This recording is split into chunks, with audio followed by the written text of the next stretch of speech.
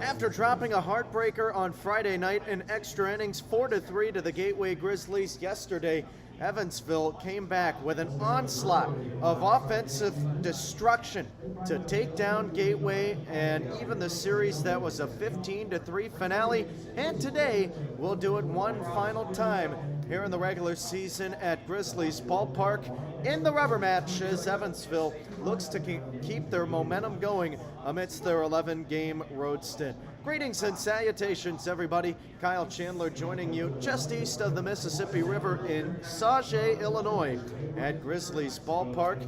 We have another great day for baseball upon us here for this Sunday evening contest. And right now our temperatures in East St. Louis sitting at 82 degrees, partly cloudy skies. Mr. Sun, he's tucked away behind the clouds right now, but I'll tell you what, it's actually cooled the place down a little bit, and it's made it for a spectacular day for baseball. Earlier, Sergeant Sunshine making an appearance and certainly raised the temperature, so I don't think you're getting any complaints from the fans down in the seating area or on the concourse right now.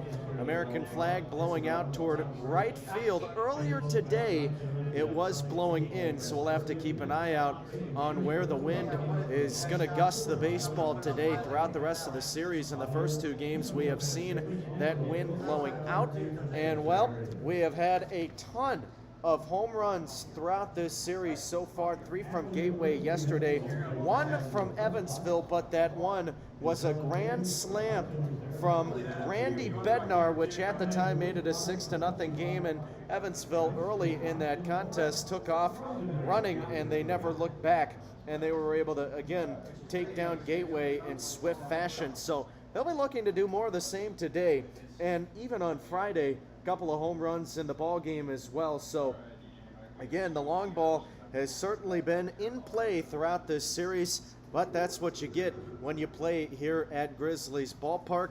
Should be a good one, and we'll see what Evansville can do as they come in 33-43 on the season. Gateway 45-31.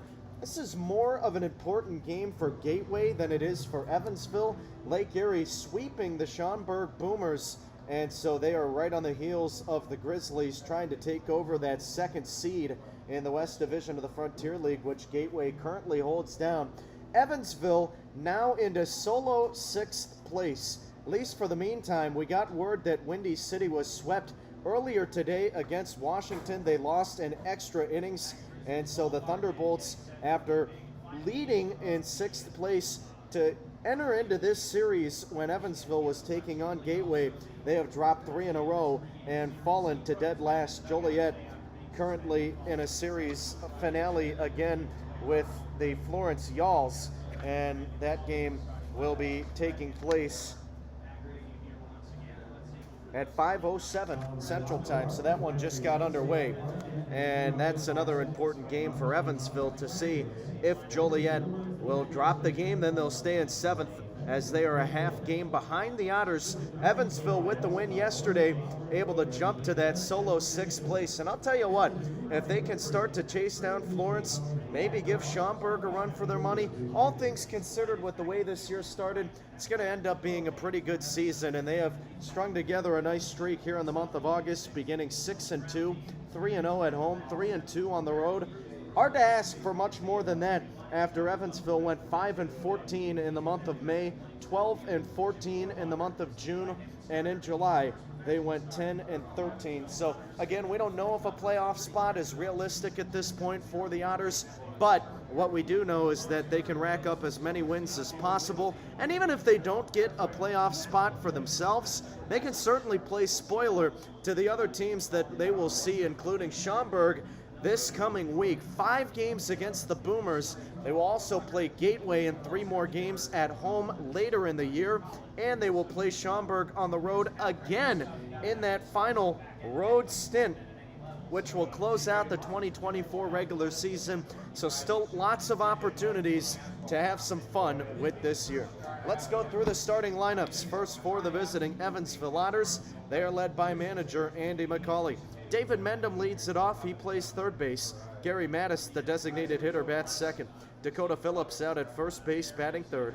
And it's Randy Bednar cleaning things up in left field. Mason White, the right fielder, bats fifth. Delvin Zinn playing shortstop. He will bat sixth. Batting seventh and doing the catching, Logan Brown. J.J. Cruz is the second baseman. He will bat eighth. Filling out the starting nine, it's Giovanni DiGiacomo, and he will be playing center field. Let's flip the book over, take a look at the Gateway Grizzlies, led by manager Steve Brook, who is back after serving his one-game suspension after being ejected in Friday night's contest, and he has constructed the following nine. Gabe Holt to lead it off. He plays second base. The shortstop, Abdiel Diaz, will bat second. Kyle Goodell out in right field, batting third. And cleaning things up, it's the first baseman, Peter Zimmerman. Kevin Krause back behind the dish as the catcher started on Friday and Saturday. Behind the plate, he's back there again. He bats fifth. DJ Stewart, the third baseman, batting sixth. The designated hitter, Tyler Shelna, will bat seventh. Dale Thomas out in left field, batting eighth. And it's Edwin Mateo, the center fielder, batting ninth. Your starting pitching matchup here this evening for the Gateway Grizzlies. It'll be right-hander Dalen Miley, 7-3 this year. This is his 16th appearance. Olin starts here tonight, 15 prior starts for Miley, 80 2/3 innings of work, and a 3.46 ERA. Chip Korbacher will toe the rubber for Evansville, making his first start of his pitching professional career. He has made 16 appearances out of the bullpen, no pitching record this year, 23 1/3 innings of work, and a 2.70 ERA. We'll see how long Korbacher is able to go tonight. It'll be really interesting to keep an eye on that pitch count if he's able to work quickly and set down the opposing Gateway hitters. And that is exactly what he will have to do if the Otters want to preserve that bullpen as much as possible. And that's going to be really important for Evansville because they have 5 games in the next 4 days coming up. No off day tomorrow. They will play 2 games against the Schaumburg Boomers, and then they will play Schaumburg Tuesday, Wednesday, Thursday, as the regular schedule would have entailed, but because Evansville had to suspend and postpone 2 games at home during their last what would have been 9-game homestand, they ended up shrinking that stand down to 7 games, and they had to move them on the road, which is why this is an 11-game road stint. Well, we'll see what today brings. We'll take a step aside here on Flow Sports and the Otters Digital Network. When we come back, we'll have the national anthem followed by today's first pitch.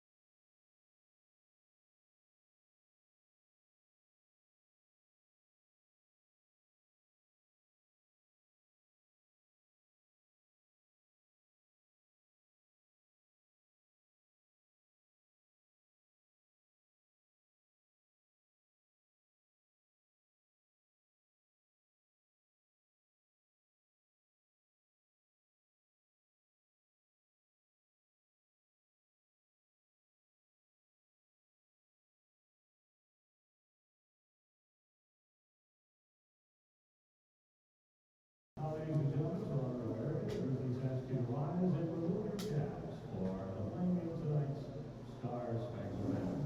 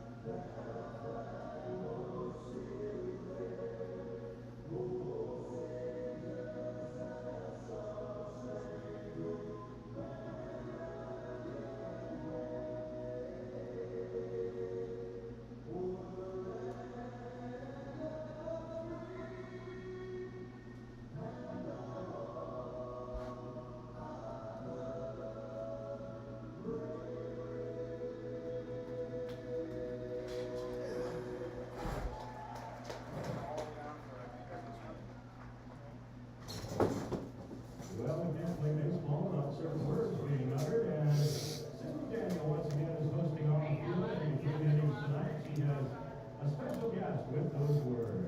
Cindy?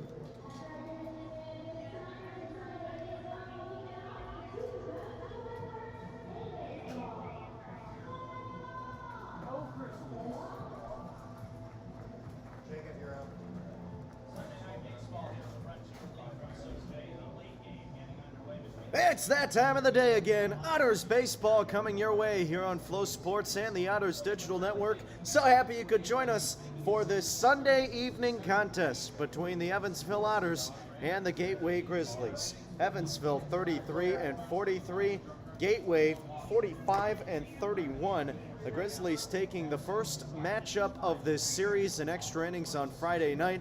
That was a 4-3 finish, but Evansville coming back with a vengeance yesterday, able to scoop up a 15-3 win over Gateway, and now today we will have a rubber match. Ballpark dimensions here at Grizzlies Ballpark in Sauget, Illinois. 318 down the left field line, 301 to right, and out toward dead center, 385.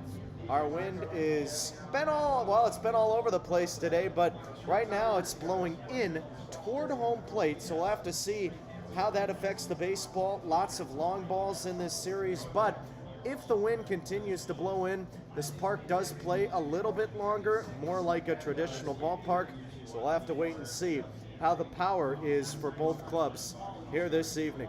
We have that 18-foot wall stretching out toward the left field foul pole, going all the way across center and about 15 to 20 feet toward the right of center. Not quite into the gap, but it is off center, so those hitters also having to deal with that minor green wall out in left field.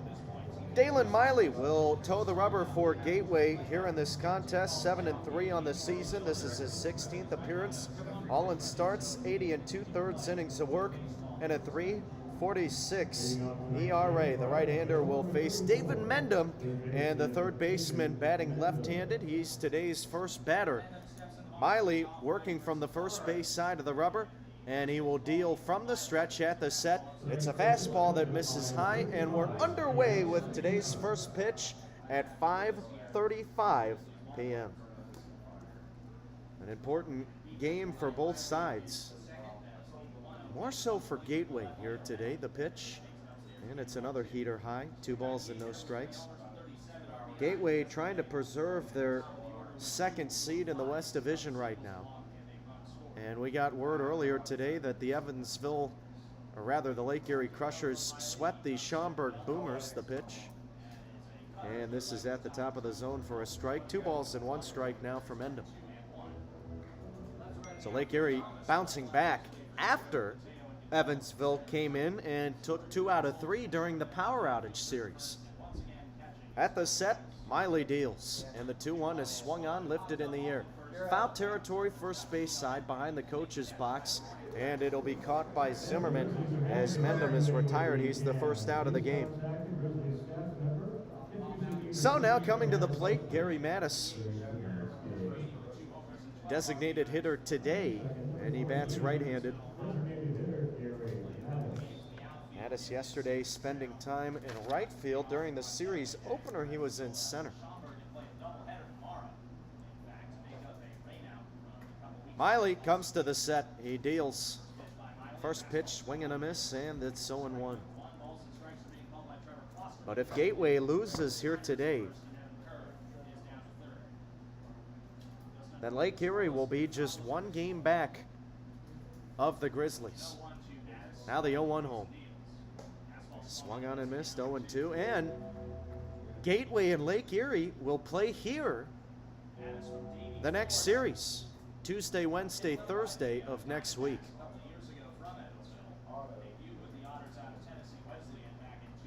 Now the set, Miley kicks and deals, and it's outside. Make it a 1-2 count now for Mattis. Miley, a product of Bryan, Ohio, 6'2", 220 pounds, 26 years old. The pitch, fastball misses upstairs, 2 balls and 2 strikes. He has really caught fire in the back half of this year, ever since Gateway ended up going to Canada in early June. Miley started to figure some things out. He has been terrific since. He's ready with the 2-2. And here's a breaking ball, misses inside. Count now full to Mattis. Miley in his last 9 starts on the rubber has thrown 8 quality starts. So he has been on his A game through the back half of the year. Here comes the payoff pitch. Swung on, a bullet to left field, and that's going to get through the 5-6 gap. A base hit for Mattis. That ball was tattooed, and after falling behind 0-2, Gary battles back, gets one that he likes, and didn't miss it. So now coming to the plate, first baseman Dakota Phillips. Defensive order for Gateway, DJ Stewart at third, Abdiel Diaz at short, Gabe Holt at second, Peter Zimmerman at first. The outfield from left to right, Dale Thomas, Edwin Mateo, Kyle Goodell. Here's the first pitch from the pitcher, Miley. And it's taken high from Phillips. The count is 1-0. Back behind the plate for Gateway, Kevin Krause. Miley has seen Evansville once earlier this year. That was back on May 16. He offers up the 1-0. Runner goes to second. It's a breaking ball that misses inside. Throw to the bag. Not in time. Mattis just got his foot in, beating the tag from Diaz. And that's the 15th stolen base of the year for Gary. Make it a 2-0 count to Phillips. And Dakota just 1 RBI away from becoming the solo leader as the Otters' all-time RBI leader. He tied John Schultz yesterday. Now the 2-0 to him. And it's a fastball that misses inside, 3-0. Miley struggling out of the gates with his command. 13 pitches, just 5 strikes. Well, yesterday for Dakota, he had a 2-hit day at the plate. 1 hit on Friday night, and he's 3 for 8 in the series. Here's the 3-0 pitch. Swung on, hit back to the screen. Foul will do it at 3-1. This has been a long time coming for Phillips. He has been with the club since 2019. Came back late in the year this year after beginning in the American Association. Miley at the set, a look to second. He comes home, and it misses inside, ball 4. So Phillips will have to wait at least one more plate appearance to try to break the record. He draws the one-out walk. First and second for Evansville here in the top of the first. No score, and coming to the plate, Randy Bednar. Bednar had that grand slam yesterday. He's 2 for 10 in the series, both hits coming on Saturday night. 6 RBI for Randy in yesterday's contest. The set from Miley, he deals. And it's a strike on the outside corner, 0-1. Randy batting .257 on the year for Evansville, 11 homers, 40 RBI. He's a top 15 guy in the league in home runs. Miley twirls and offers up the 0-1. Both runners go. Breaking ball outside. Throw to third. Not in time. Madison safely again.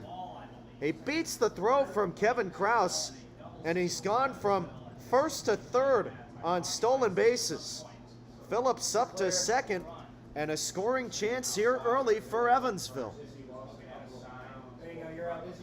Make it a 1-1 count for Randy. Infield still playing back, but the corners now moving in. Outfield medium deep.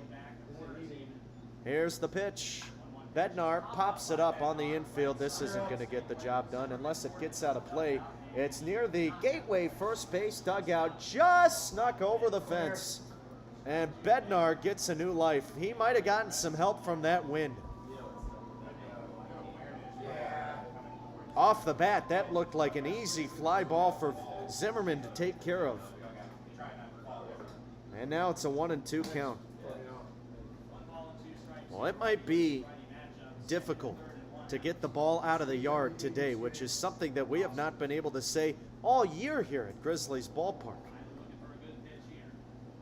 Righty on righty battle. Here's the 1-2. Swing and a miss. Runners remain on second and third, and there are now 2 outs here in this top of the first. No score between Evansville and Gateway, and it's Mason White coming to the plate.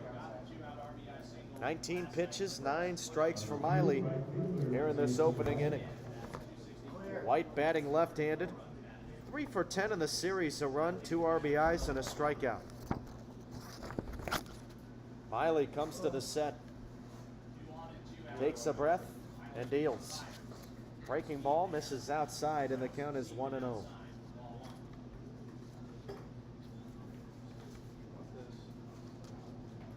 Evansville this year batting .275 with runners in scoring position. Trying to jump ahead early in this one. Here's the pitch to White. Chopper hit toward third, snared by Stewart, moving toward home. He'll make the running throw across his chest to first, and that'll do it in the opening frame. Trouble was lurking for Miley, but he got his neck out of the woods. Stranded 2 in scoring position, no damage done from Evansville, and it'll be Gateway coming to bat for the first time when we come back on Flow Sports and the Otters Digital Network.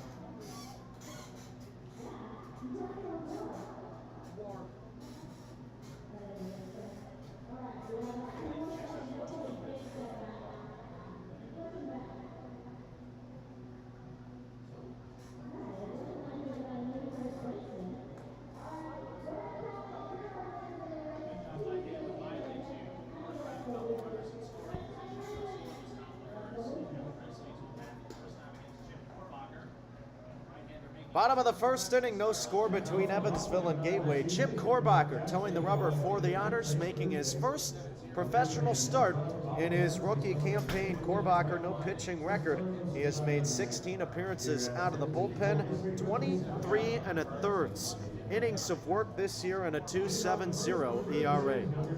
The right-hander will work from the stretch toward the first base side of the rubber. He comes to the set facing Gabe Holt as his first batter. He kicks and deals. Here's a ground ball hit out to second, fielded cleanly by J.J. Cruz. He throws to first, one pitch, one out.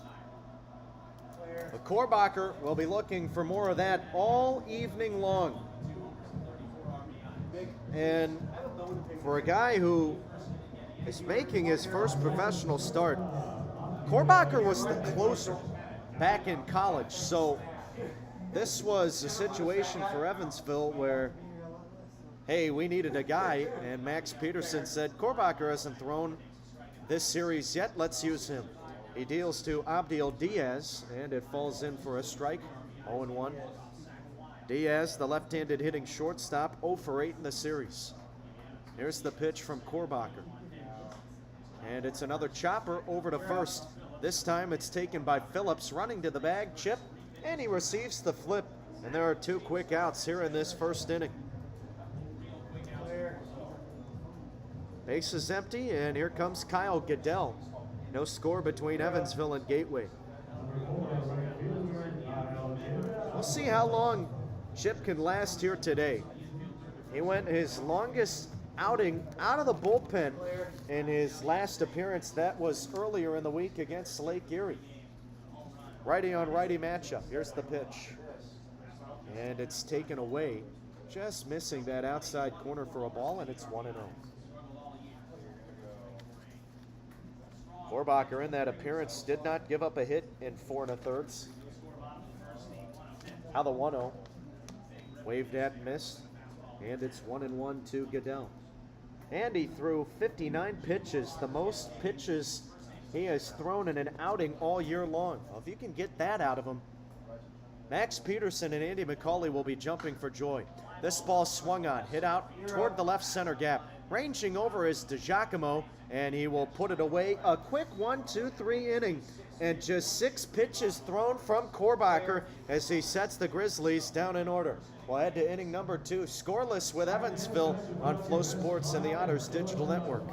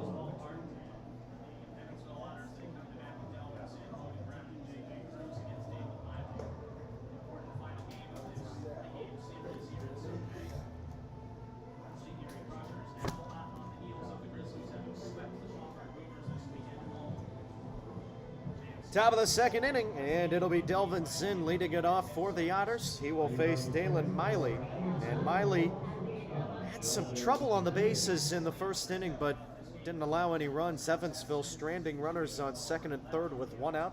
No score here in the second, and it's a righty on righty battle. Now the set from Miley, he offers up. And Zinn takes a fastball high and in. 1-0 the count. Zinn 3 for 11 in the series, a double, a run, and 2 RBI. Here comes the 1-0. Swing and a miss, and Zinn was behind on a fastball. Well, Zinn is one of those guys where he's always carrying a smile on his face, and if you go see him in the clubhouse, he's always willing to chit-chat. Very, very good guy to talk with. Next pitch from Miley, a fastball, high and away, 2-1. He's an extrovert, no doubt about that. Didn't take him long to make friends with this group of guys down in the Evansville dugout. Here's the 2-1 pitch. Swing and a miss. His family came to see him not too long ago while the Otters were playing at home. During one of those games, Zinn came away with a 3-hit night. Had a chance to ask him about that day, and he was ecstatic to play in front of his family. Here's the 2-2.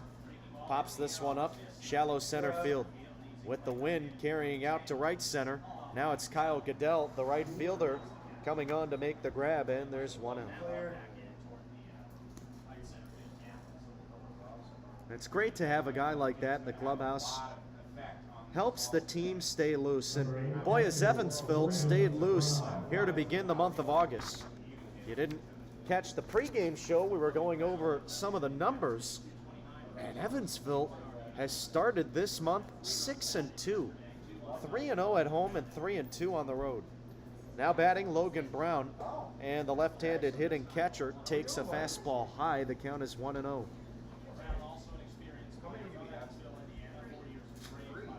Gorgeous day here at the ballpark, 82 degrees, partly cloudy skies.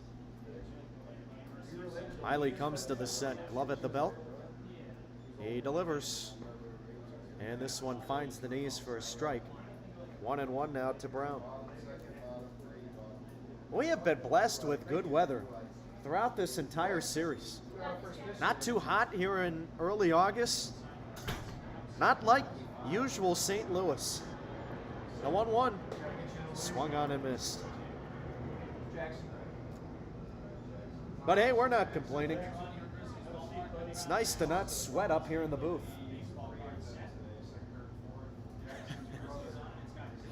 Oh boy. Go ahead and tag Florence for that one.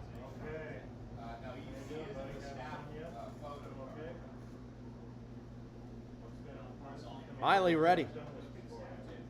His 1-2 pitch to Brown is a breaking ball, just a little bit high.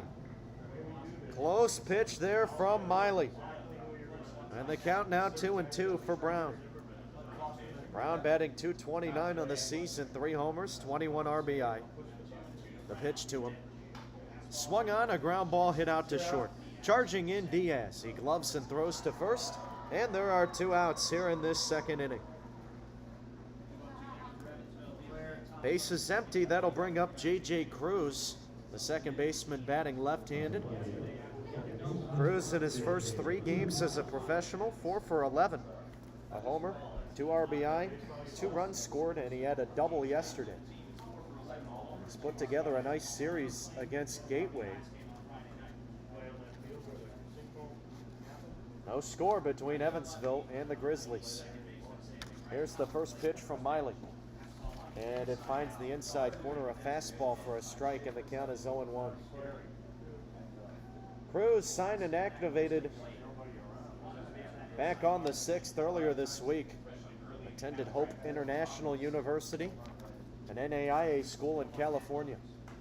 His next pitch is swung on, and a one-hopper to third, backhanded by Stewart. He makes the throw to first to retire Cruz. A 1-2-3 inning for Miley, and we'll take it to the bottom of the second inning. No score between Evansville and Gateway here on Flow Sports and the Otters Digital Network. All right, time for a little more fun and a little friendly competition. Right, Claire?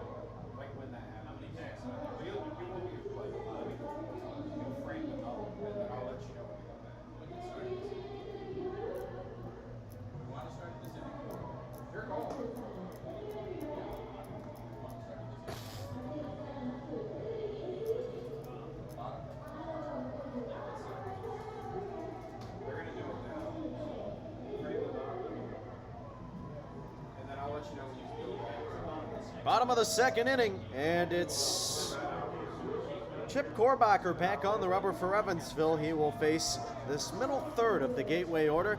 Peter Zimmerman leading it off, Kevin Kraus to follow, and DJ Stewart in the hole. No score between Evansville and Gateway. And we are still waiting for some people to exit the playing surface. All the players are ready, but some in between the innings shenanigans taking place. And now everybody is ready. Righty on righty matchup. Korbacher working from the stretch. He kicks and deals. First pitch to Zimmerman high. Fastball, and the count is 1-0. Well, it's a 6-pitch first inning for Chip. Hard to beat that. Worked a 1-2-3.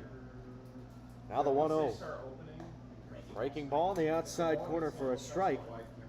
Make it 1-1 now for Zimmerman.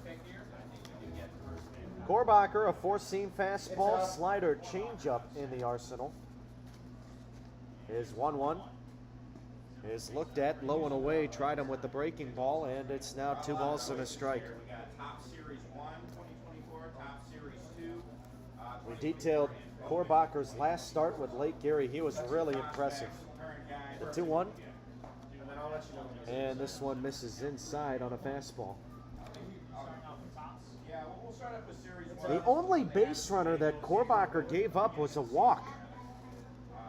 No hits, didn't strike many out, but didn't matter. Created a lot of weak contact. Next pitch to Zimmerman, another fastball inside, and that's a 5-pitch walk. There's your first base runner of the game for Gateway. No score, bottom of the second. And coming to the plate for the Grizzlies, it's the catcher Kevin Kraus. Defensive order for Evansville here in the series finale. David Mendham at third, Delvin Zinn at short, J.J. Cruz at second, Dakota Phillips at first. Over in left field, it's Randy Bednar, Giovanni DiGiacomo patrolling center, and Mason White in right. The battery, Logan Brown behind the plate. Chip Korbacher on the mound, and his first pitch home to Kraus is just a little bit inside. That's where Brown was set up. Didn't even have to move the glove, and taking a look at the replay, it was right on that black, but home plate umpire Trevor Klosterman didn't like it. Now the 1-0 home. This time a heater high, 2 balls and no strikes. Well, the Otters able to strike first in yesterday's game. That was in the first inning. They had a chance to do so again here in today's game, but left runners stranded on second and third. Next pitch, misses a little bit high, and it's 3-0. All of a sudden, Korbacher struggling to find the zone. And out of the 8 pitches he's thrown here in this inning, 7 have been balls. He steps and delivers. And Kraus takes a little bit low. Ball 4. Well, a completely different start to this inning than we had in the first for Korbacher, and it's back-to-back walks. He sends Kraus down to the bag. Zimmerman moves up, and it's now first and second. Nobody out. Here comes DJ Stewart. The Grizzlies' third baseman bats right-handed. And we have time called, and Logan Brown will go out to the mound and have a word with Korbacher. Hey, want to make your lawn and landscape look like a field of dreams? Make sure you use 10 Barge professional brand products. Pick them up at any of our 3 locations, beautifying the communities we live in and the grass we walk and play on, all since 1940. We'll see how Korbacher works out of the jam that he has gotten into here to begin the bottom of the second. No score. He looks to second, now steps and deals home to Stewart. He squares the bunt, puts it back to the mound, but home plate umpire Trevor Klosterman signaling foul ball. That one must have hit Stewart before going into fair territory. Well, that's better for Evansville, because there was no chance at third or second, really. So it would have been a successful sac bunt in all likelihood. Everybody's ready. Korbacher, 2 looks to second, and he steps off. He's got Zimmerman picked off. Throw to second, not in time. He's able to just get back. Close play at the bag. They had Zimmerman dead to rights, but it was a slow move from Korbacher and a little bit of a delayed reaction after the infield said step off. Here it comes, and the 0-1 is popped up. Shallow left field, charging in Bednar. He calls for it and makes the catch. That's a big out, number 1. Able to retire Stewart, who's had a hot series, and there's 1 out. Both runners remain at first and second. And now coming to the plate, it's the designated hitter, Tyler Shelnut. Double play ball in effect. That's where the infield lines up. Outfield playing deep. Dale Thomas on deck for Gateway. Here's the pitch from Korbacher. And the fastball misses a hair inside. 1-0. But for Korbacher today, I want to keep that pitch count down as much as possible, and doing so will have to come with limiting the walks as well. Next pitch he throws, another heater high. 2 balls and no strikes. Shelnut trying to snap a 3-game hitless streak, 0 for 7 in the series. A walk and 2 Ks. Korbacher ready. Now he comes home. Swung on and missed. Evansville in their all grays. Blue Otters across the chest, blue numbers on the back. Gateway in their black tops with black and orange numbering. And the print across the front as well. Here's the pitch from Korbacher. Ground ball smashed to third, but foul. And we'll try to 2-2. And Gateway in their white pants. Those are some cool unis from Gateway. Haven't seen those yet.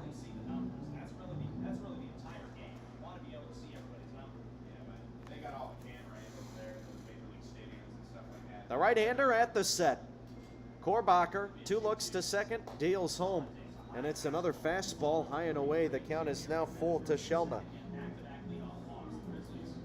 Korbacher, an Oceanside, California resident, graduated from the University of the Cumberlands this spring. He's ready. He deals. Swing and a miss. Huge strikeout from Korbacher. And after surrendering back-to-back walks to begin the inning, he has since set down the last 2. He's got 2 outs here in this bottom of the second, and it'll be Dale Thomas coming up. No score between Evansville and Gateway.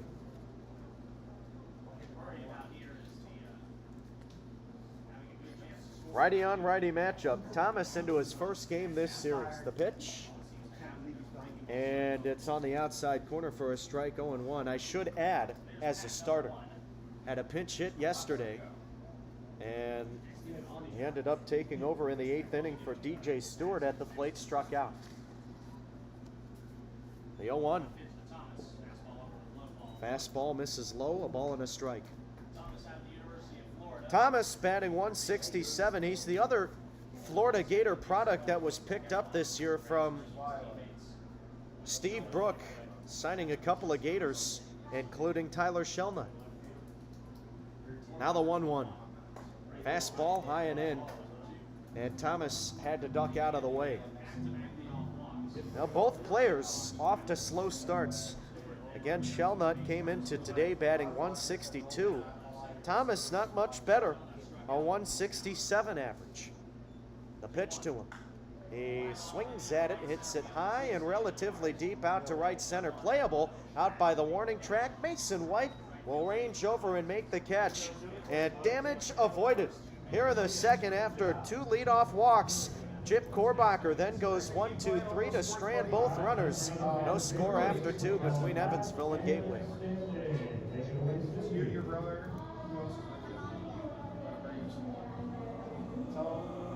when your brother comes up here, tell him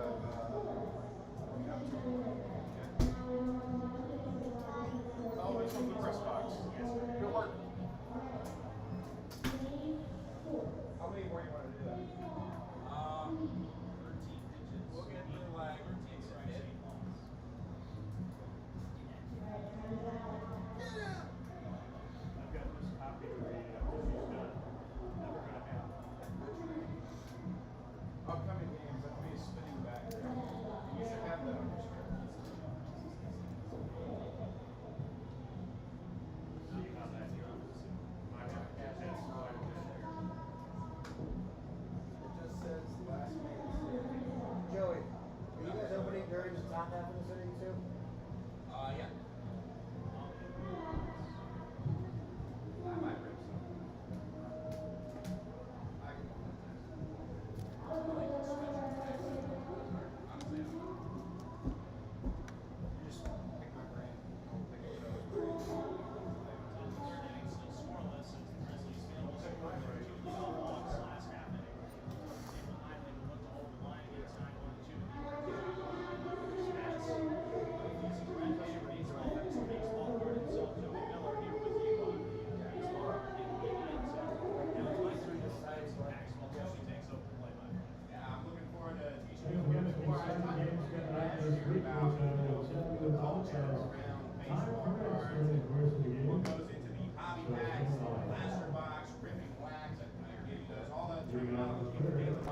Top of the third inning, no score between Evansville and Gateway. Giovanni DiGiacomo, the left-handed hitting center fielder, leads it off. Dalen Miley back on the rubber. The Frontier League leader in strikeouts will pitch from the stretch, first base side of the mound, and he deals. DiGiacomo lines it back to the screen foul, and the count is 0-1. Miley worked a 1-2-3 in the second. He's got one strikeout here tonight. Shaking off Kevin Krause, now gets one that he likes. He deals the 0-1. Swung on and missed. Giovanni with a 4-for-5 day yesterday. That was his only game in the series. Did not play on Friday. But he had 3 runs scored, an RBI, and a stolen base yesterday. And he's gotten that average back up, not quite to the 540 plus marker, which we saw in the first week when he was an early Otter. Here's the pitch. He slaps it to the left side, out of play. And we'll do it again at 0-2. But after falling into a massive slump in the month of July, Giovanni again able to get those numbers back up, and now he sits with a 308 batting mark. Now the 0-2 from Miley. Breaking ball, cut on and missed. A 4-pitch strikeout to begin the inning. And the lineup will turn over. Here comes David Mendel. And just to give you a little bit more of an idea, DiGiacomo finished June in 11 games batting .381. But after those first 6 or 7 games, he really started to slump. He batted just .132 in 53 at-bats in July, but entering today, he's off to a .591 start in 22 at-bats in August. Here's the pitch to Mendham.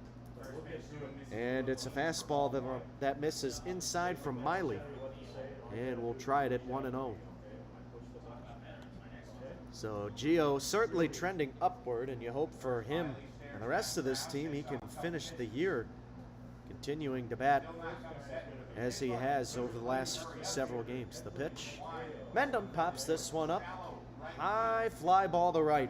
Charging in is Goodell, and he will put it away.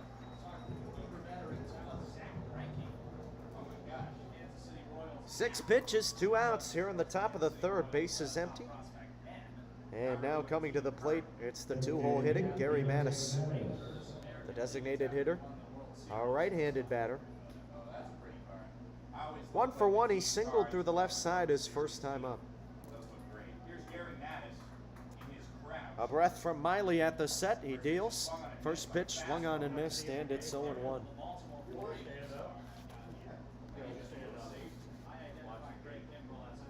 I mentioned that Miley has seen Evansville once this year.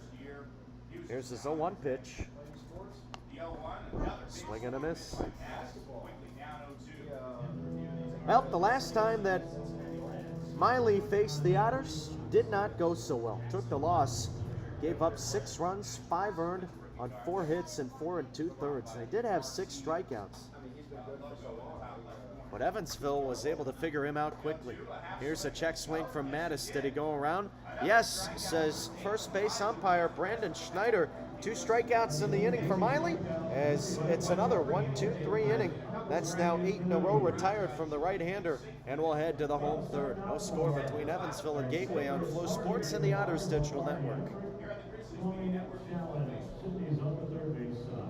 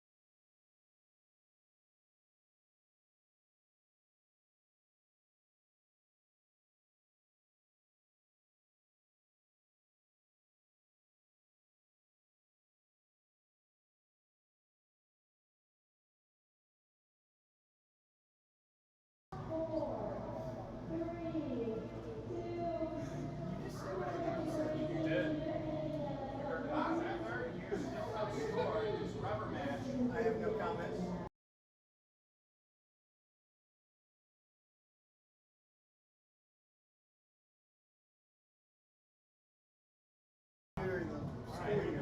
Chip Korbacher back on the rubber. We're in the bottom of the third, and he will face the 9-hole hitter, Edwin Mateo. Righty on lefty matchup. Here's the pitch, and Korbacher throws a strike. Mateo squared to bunt, couldn't get it down, and we'll begin with an 0-1 count. 27 pitches, 13 strikes in those first 2 innings for Korbacher. That was after a 6-pitch first frame. He steps and delivers.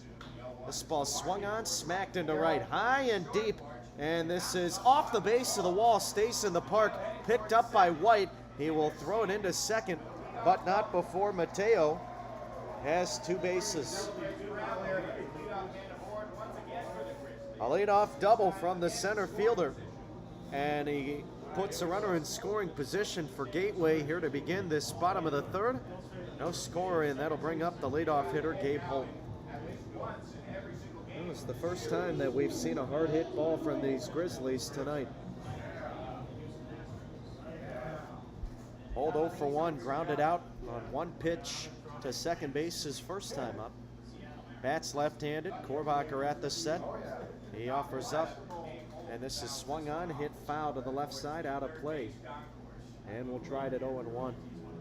Holt has put together a good series so far, 4 for 10, including today's at-bat. A triple, an RBI, and a run scored. Holt entered today 3rd in the Frontier League in batting average. The pitch to him, and it misses downstairs. We'll do it at 1-1. Breaking ball from Korbacher.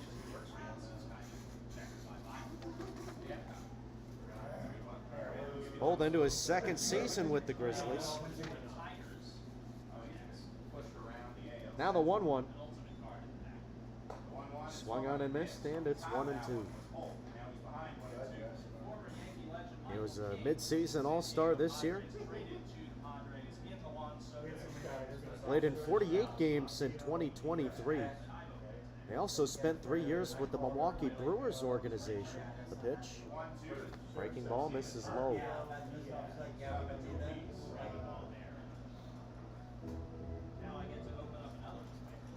Well, with Milwaukee, saw some time up at the AA level with Biloxi, and spent 81 games there, batted .205.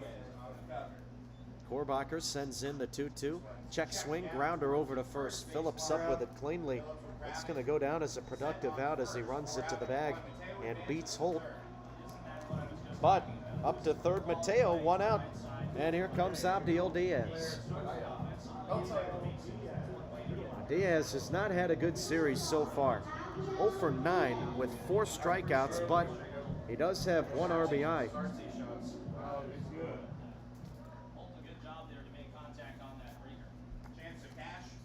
No score here in the bottom of the third, the pitch. And it's a ground ball back to the mound, stopped by Korbacher. Goes back behind the mound, throw to first, and it's thrown away. Off the right side of the wall, this kicks back into shallow right field. Up to second base, Diaz. And the pitching mistake from Korbacher not only sends in a run, but nobody is recorded out in the at-bat, and there's another runner in scoring position. That's the first error of the series from Evansville, and it cost him. Well, it wasn't hit hard back to the mound, but Korbacher with another slow reaction. We saw that on the pickoff attempt to Zimmerman, and Korbacher just wasn't able to stop it in time, fielding it cleanly at least. Here's Kyle Goodell, bats right-handed, first pitch. Fastball in the inside corner, a strike, and it's 0-1. And Korbacher just rushed the recovery throw to first, threw it low, and Phillips couldn't scoop it out of the turf. Now the 0-1 home. And Goodell tips it foul into the glove of Brown. Quickly now 0-2. So Gateway drawing first blood here in the bottom of the third. They lead it 1-0.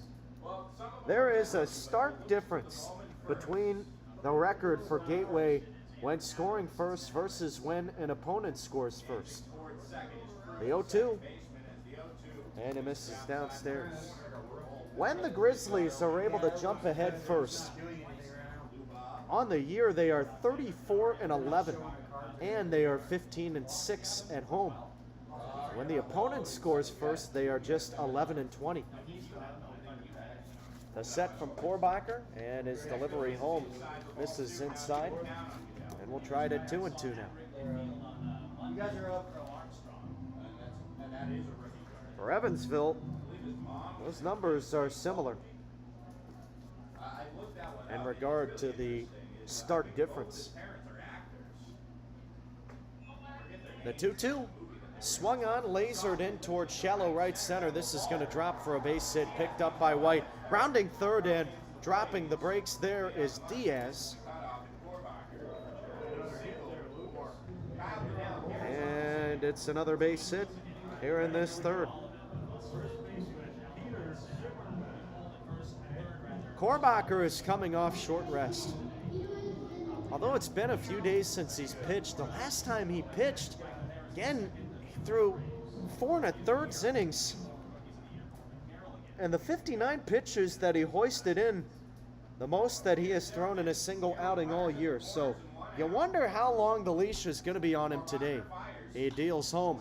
First pitch swinging for Peter Zimmerman. A line shot out to right. Under it is White, makes the catch. Tagging for home, Diaz. Throws cut off by Phillips, thrown home, and it's late.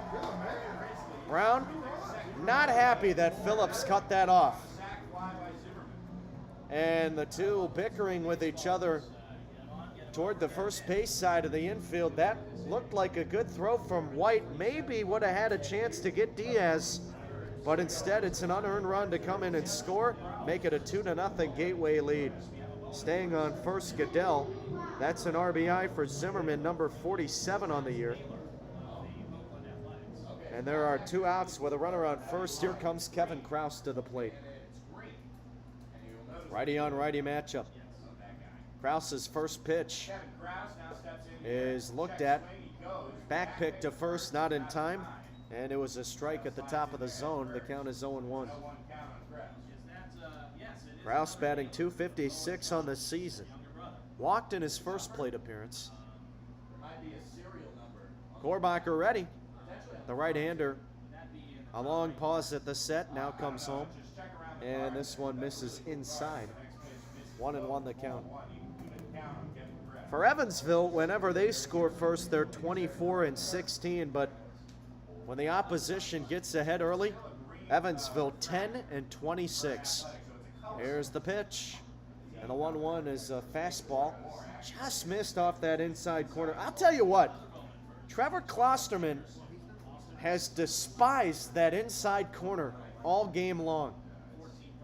Not calling anything to the right-handed hitters on that inside edge.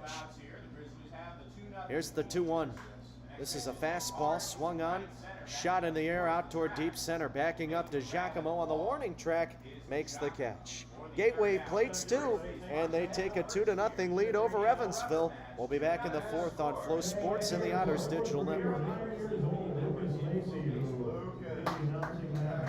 You have one of those runs, Mark?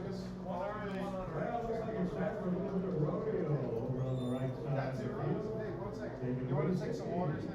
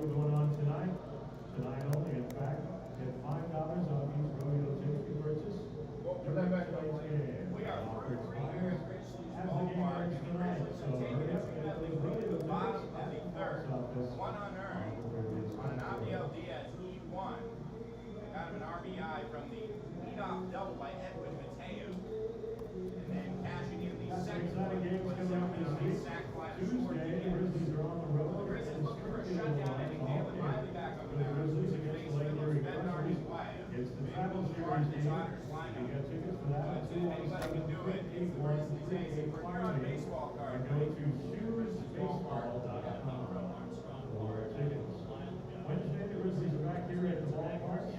Sending kids back to school with some school bags here at the ballpark. Something for everyone, $2 hot dogs, $2 24-hour sodas. Should be a great time on Wednesday night. Thursday, it's St. Louis Browns night. With the bobblehead at the gate, while supplies last. So also a jersey off the back.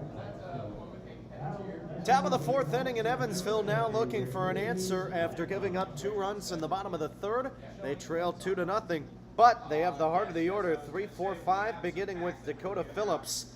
Phillips walked in his first plate appearance, and you look back to that first inning for Evansville, they had a chance to score against Dalen Miley, who's back on the rubber. The right-hander from the first base side throws from the stretch. First pitch popped up into shallow left. Backing up is DJ Stewart, down by the line, and the third baseman will retire Dakota. 1 pitch, 1 out. At Evansville, stranding 2 runners in scoring position with just 1 out in that first inning. And against a guy like Miley, you have a chance to take early momentum. You just feel like you have to capitalize, because now your backs are up against the wall here in the rubber match. Randy Bednar digs in from the right side. First pitch to him, fastball from Miley, and it finds the zone for a strike. 0-1. Bednar struck out swinging his first time up. Here's the pitch. And it's sent back to the screen. Foul, quickly 0-2.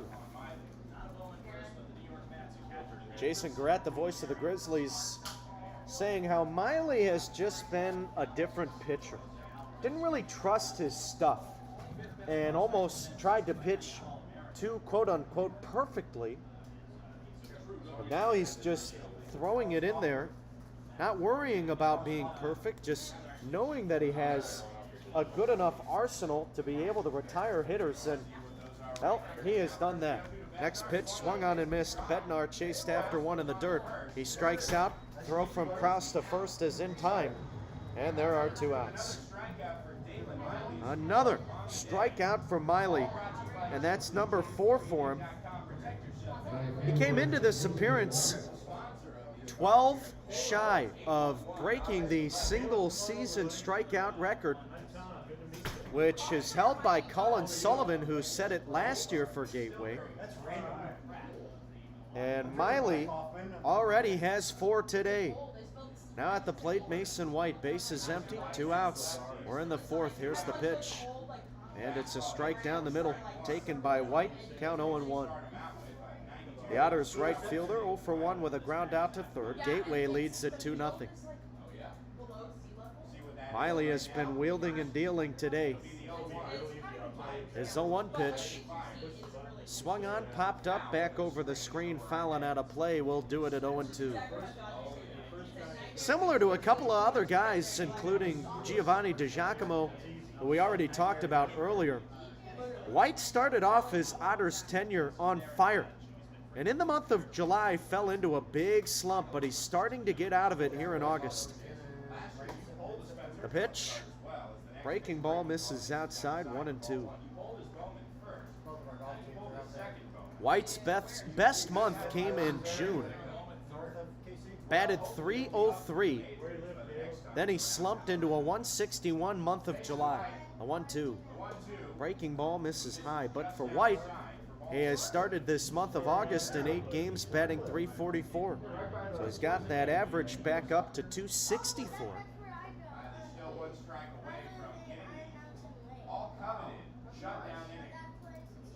Trying to spark a rally here in the 4th for his club.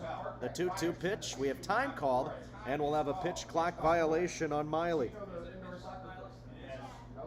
So the count moves to 3-2. It's now full. We've seen that a couple of times, including once from the Gateway hitter yesterday. But that pitch clock has expired, or the batter hasn't been ready with enough time on multiple occasions here in this 3-game set. Everybody ready? The payoff. Swung on by White, popped up, shallow left again, and Stewart's going to have another easy flyout as he makes the catch and ends the inning. Another 1-2-3 for Miley. 11 in a row retired, and we'll take it to the bottom of the 4th inning. Gateway 2, Evansville 0 on Flow Sports and the Otters Digital Network.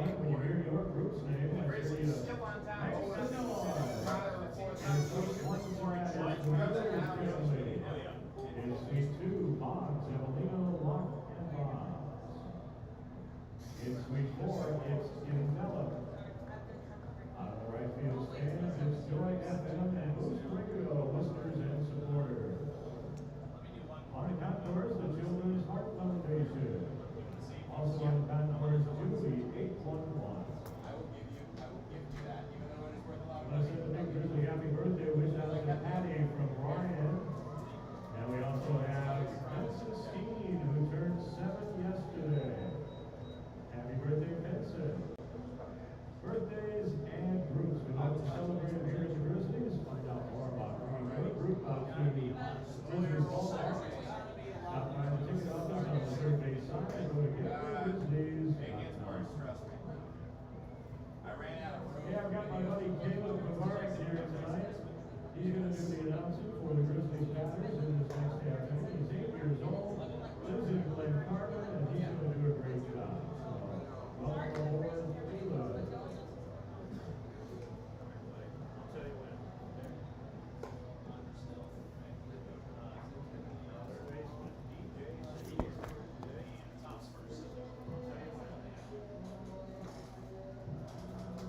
Home half of the 4th inning, Chip Korbacher out there for the 4th, and he will face DJ Stewart, Tyler Shelnut, and Dale Thomas. 7, 8, 9 in this Gateway order as they lead it 2-0. scoring 2 runs in that third, one of them being unearned off the error from Korbacher. And we'll see how he responds here in the next inning. The right-hander works from the first base side of the rubber. And his first pitch from the stretch to Stewart misses way outside. The count is 1-0. Stewart 0 for 1 here this afternoon, this evening, tonight. I don't know, whatever you want to call it. Now the 1-0. Grounder hit out to third. Mendham up with it cleanly. Strong throw to first. 1 gone. So weird for these 5 o'clock, 5:30 starts. What do you call it? The afternoon, the evening, nighttime? It's still light out, but at this point it's already 6:30. Feels like the afternoon. I don't know. Whatever helps you sleep at night, I guess. Well, now it's Tyler Shelnut. Gateway leads it 2-0, right on right battle. The pitch from Korbacher. And this is swung on, launched in the air. But this is well foul to left as this will go into the lawn area. Shelnut just hit that as high as he did far. 0 for 1 with a strikeout. Korbacher ready. He steps and delivers.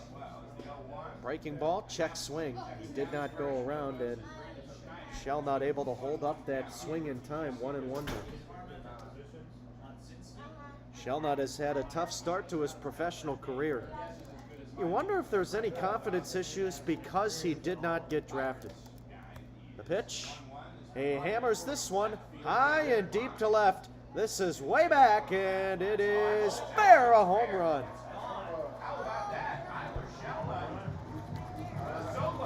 Off the foul pole as it kicked back to the lawn area and left. And Shelnut saying, yeah, I don't think confidence is really an issue for me. Another solo homer from Gateway this series. That's now 4 in the last 2 games. Make it a 3-0 lead for the Grizzlies.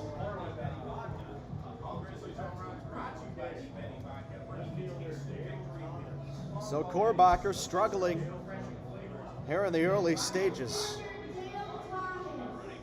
He worked 2 good frames in the first and second, but the last 2 have been a different story. His first pitch to Dale Thomas on the outside corner, it's a strike, 0-1. Korbacher already at 50 pitches, so you wonder if this will be the last inning for him. Now the 0-1. And excuse me, swing. Thomas couldn't fully commit. Went too far around, and it's 0-2. Well, while pitching in NAIA, Korbacher had some pretty good numbers. His next pitch, tipped foul at the plate. Thomas stays alive as the ball goes back to the screen. Korbacher used in 22 appearances this spring at the University of the Cumberlands, and the righty tossed in 24 1/3 innings, surrendering 9 runs for a 3.33 ERA. He deals, and this is a breaking ball that misses low, 1-2. His whip was an exiguous .86. His 1-2 home. Swung on, blasted in the air, high and deep to center. Backing up to Giacomo. Nearing the warning track, makes the catch still on the green grass. And there are 2 outs. Well, a good bounce back at bat from Korbacher. Able to set down Thomas, and now it's the 9-hole hitting Edwin Mateo. Mateo 1 for 1. He doubled and scored. And that double led off the 3rd inning. He eventually scored the game's first run. The right-hander kicks and delivers. And Korbacher throws the breaking ball low. Count is 1-0. Mateo batting left-handed. Chip really did have wipeout stuff at the NAIA level. His pitch home. Swung on, a bullet down the first base line, but this is foul near the Gateway bullpen. And we'll do it at 1-1. He tallied 111 strikeouts throughout his 88 innings during his career. 33 coming in that final season, and he was honored as a third-team All-American on June 5th. Next pitch is hit out of play, and it's 1-2. Patriots went to the World Series. A lot of NAIA guys on the Otters that saw action in the World Series. Korbacher, Mason White, J.J. Cruz. Here's the 1-2 from Chip. Fastball misses high.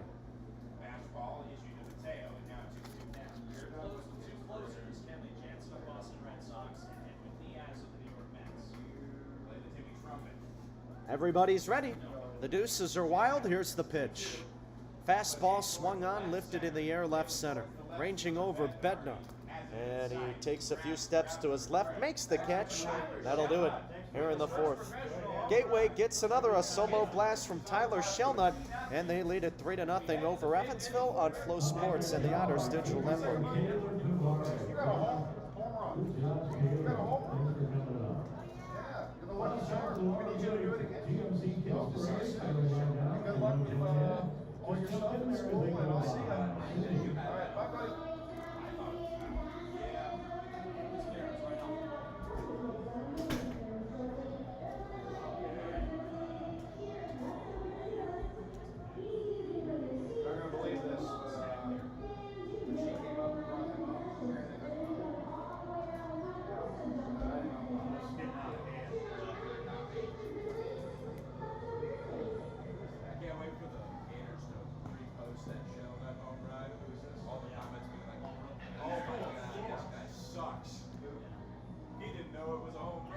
Our viewing here takes great pride in serving the area with new and used vehicles and everything on the road. Our viewing TMC in Collinsville and TMC.com. I thought it hit like just barely. If you plan a project that requires dipping, so you can call Julie at 811. Free service available 24 hours a day, 7 days a week. Julie makes sure it's fixed today. Call Julie 811 and dig It's with Bull peace of Rangers mind. offense having some life here. The past couple innings, they've got themselves a 3-0 advantage. Heading into the top of the fifth, finally back on the mound. Blues for another shutdown inning. Set bases in Cruz. And for the next couple innings, I send it over to Jason Brett, but more importantly, I get a chance to open some baseball contacts. You've had some good luck. You pulled Spencer Jones, you pulled Gateway on top, 3-0 over Evansville. We're in the top of the fifth inning. Delvin Zinn will lead it off for the Otters. And the right-handed hitting shortstop 0 for 1 with a flyout. Dalen Miley back on the rubber from the stretch. He deals. It's a breaking ball that drops in for a strike 0-1. Miley has been untouchable since the first inning. Hasn't allowed a base runner since that first frame. He deals. And Zinn takes a fastball high, a ball and a strike. Miley retiring the last 11 Otters. And Zinn trying to snap that streak after the pitching staff gave up another in the fourth. The pitch, ground ball back up the middle. Diving stop behind the bag for Diaz. Gets up, throw to first, and they're able to beat the speedster Zinn. Oh, what a play from the shortstop. That's not easy. And Diaz wasn't fully sprawled out, but he was back behind second, a long throw to first on the sliding effort and able to retire Zinn. One gone here to begin the fifth, and the streak stays alive, make it 12 in a row retired. Now coming to the plate, the catcher Logan Brown. He bats left-handed, no batting gloves. The pitch swung on and missed, and it's 0-1. Not too often you'll see a guy in professional baseball swing with no batting gloves anymore, but Brown, one of the rarities. The 0-1 pitch. Fastball misses away, goes back to the screen off the glove of Krause, 1-1. Brown 0 for 1 with a ground out to short, his only time at the plate here this evening. Gorgeous day here at Grizzlies Ballpark. The last time the Otters will play here this year in the regular season. The 1-1. This is swung on, lifted in the air to left. Ranging over is Thomas. Toward the gap, makes the catch. And there are 2 outs. Well, this is some sort of streak. A Baker's dozen retired in a row. And now it's J.J. Cruz, the second baseman for Evansville, digging in from the left side. We knew that Miley had taken a step up in the league since the last time these two teams saw each other when Miley was the starter, but my goodness, this has been a pitching clinic from Dalen. The right-hander comes to the set. He deals, and the left-handed hitting Cruz takes a strike, 0-1. We're told that Miley has gotten some looks, multiple looks throughout the season, but he doesn't throw hard enough with the fastball. Here he comes, and here's a ground ball, softly hit, backhanded by Diaz, moving toward third. Long throw to first, skips past the first baseman Zimmerman, staying at first as Cruz, and that's going to go down as an infield single. Oh, DJ Stewart, the third baseman, was playing well in. That ball wasn't hit very hard from Cruz, but because Stewart was positioned where he was, no chance for him to get there. And by the time Diaz was able to retrieve it, there was no way they were going to throw out JJ. And he stands on first with 2 outs here in the 5th, as it'll be the 9-hole hitting Giovanni DiGiacomo digging in. Stewart playing in once again. Here's the pitch to Gio, and it's a fastball in the inside corner for a strike. And Stewart is also playing way towards second. He's about a third of the way in the running line toward the second base bag. Now the 0-1 home. Runner goes to second. Breaking ball drops in for a strike. Throw in time on a bounce. Diaz can't handle it as it scoots into center. A stolen base for Cruz. That's his second of the year in as many tries. Also his second of the series. Count moves to 0-2 for DiGiacomo. He struck out swinging his first time up. DiGiacomo, no homers, 16 RBI, 24 runs scored. Miley leans in. Still leaning in, now comes to the set. 3 seconds on the pitch clock. And he gets it off to the left-handed hitter, who fouls it back to the screen, and it's 0-2 again.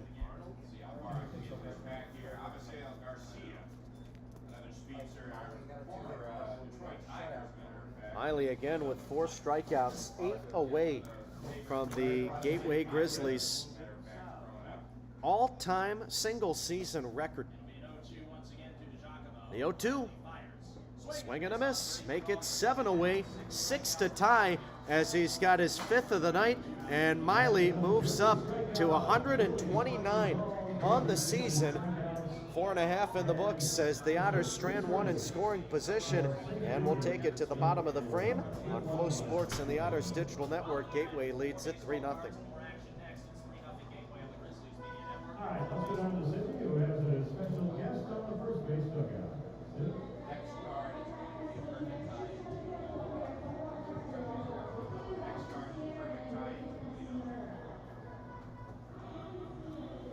Jackson's going to do some announcing afterwards. So I'll tell you what to say. Put her out, but you just got to repeat after me. Your first guy is going to be second baseman Gabe Holtz. That's easy.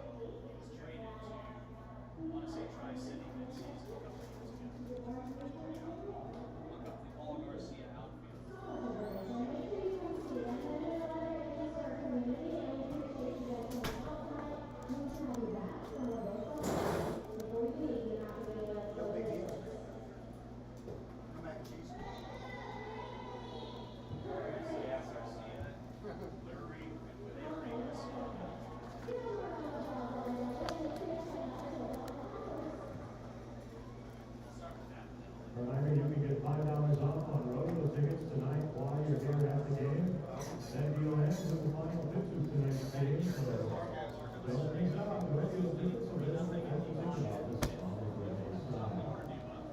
Somebody Jackson Owens is here. He's in. He's older than Missouri. He's going to be one of the Grizzlies players. Bottom of the 5th inning, and Chip Korbacher still out there.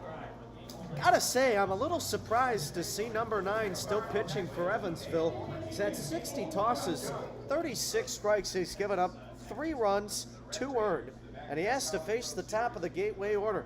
Gabe Holt digs in from the left side, and the Grizzlies lead it 3-0 over Evansville. The pitch, and it's a breaking ball that misses low. The count is 1-0. Strange to see because Korbacher has really had to labor the last 2 innings, and this is the most that he has thrown in a single game all year. Now the 1-0 pitch. Misses downstairs, not even close.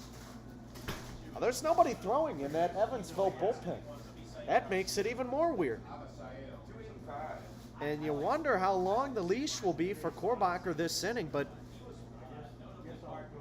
I'm going to tell you, after that second frame really started to look like he was slowing down, the 2-0. There's a strike on the outside corner, painted with a fastball. 2-1 now to Holt. He's 0 for 2, 2 groundouts today.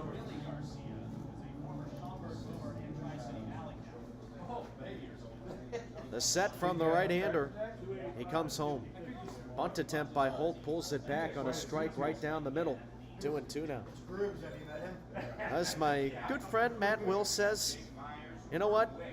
Feels like I have this team figured out, and then they surprise me with something every single day. And that's how I feel right now, seeing Korbacher back out there. He's ready. He deals. Here's a weak ground ball hit out to first. Phillips up with it and gives the stop sign to Korbacher as he runs it over himself, beats Holt to the bag, and there's 1 out. Well, what do I know? I'm just the broadcaster. So maybe Korbacher works a quick 1, 2, 3, and we'll see him out there in the 6th. Who knows? That's the fun of this game, isn't it? You never know. Now it's Abdiel Diaz. Reached on an error and later scored in the 3rd. First pitch to him. And it's a fastball that misses high. Count is 1-0.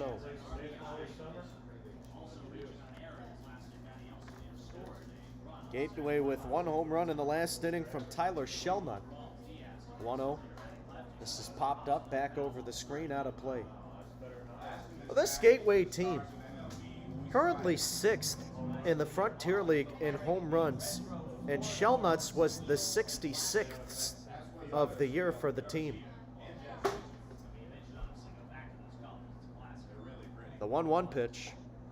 Breaking ball finds the zone for a strike, 1-2. Evansville not too far behind Gateway.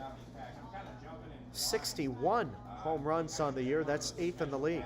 But at a ballpark like this, you'd expect Gateway to be higher. The pitch swung on, roped into right field, and that's down the line for at least a single. Bobbled out there in right field by Mason White. Kicks all the way to the wall. He picks it up, throws it back in, but not before it's a double for Diaz.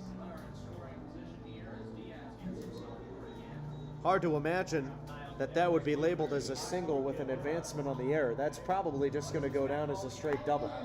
And we are getting confirmation.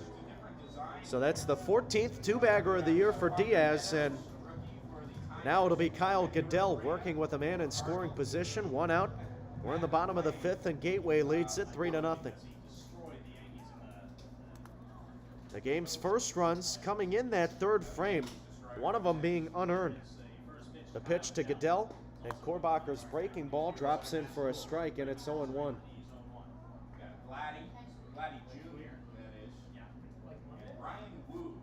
Right on right battle. Goodell 1 for 2 with a single. The 0-1. Inside, and it hit him.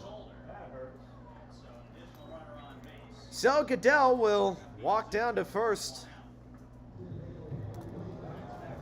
And now it's the cleanup man, Peter Zimmerman. Bullpen hasn't moved an inch. I guess you're trying to save as many guys as possible For the Schaumburg series, you have 5 games in 4 days coming up beginning tomorrow. Here's the first pitch from Korbacher. And Zimmerman takes low, a fastball, 1-0. Now there is a right-hander getting loose and throwing quickly. Looks like it's John Beamer down there. First and second, 1 out for Gateway. Here's the pitch to Zimmerman. Inside, and it hit him again. The second HBP in a row. And Korbacher all out of sorts. Max Peterson still staying in that dugout. And it's Logan Brown to come out and have a word. Well, now the bases are loaded. After those first 2 innings, Korbacher worked a 1-2-3 to open the game on 6 pitches. And he ended up throwing 21 total pitches in the second inning, giving up 2 walks. Got out of trouble, but since then, it has been a rocky performance. And it's not his fault. He may be a little fatigued from that Lake Erie appearance, whether he wants to admit it or not. And Evansville will make the call to the bullpen. Well, John Beamer only got 3 warm-up pitches. So this is going to be really interesting to see how this plays out, if he can get loose in time. But he will be the man to come out on the mound. Korbacher's day is over. We'll give you more information on him when we come back. Gateway leads it 3-0 in the home 5th. Freddie Freeman, Jazz Chisholm, and Mookie Betts. There's a good variety of veterans here. Riley Green as well with the Detroit Tigers. Some good stuff here. But now let's get to the prospects here.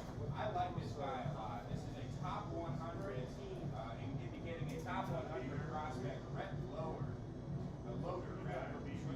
Cincinnati Reds on the chrome insert here. And there is the big card here. Dylan Cruz. Oh, you got it. Moment first. It's not a chrome, but the big LSU guy. This is the card that everybody's looking for. Obviously signed with the nice stuff.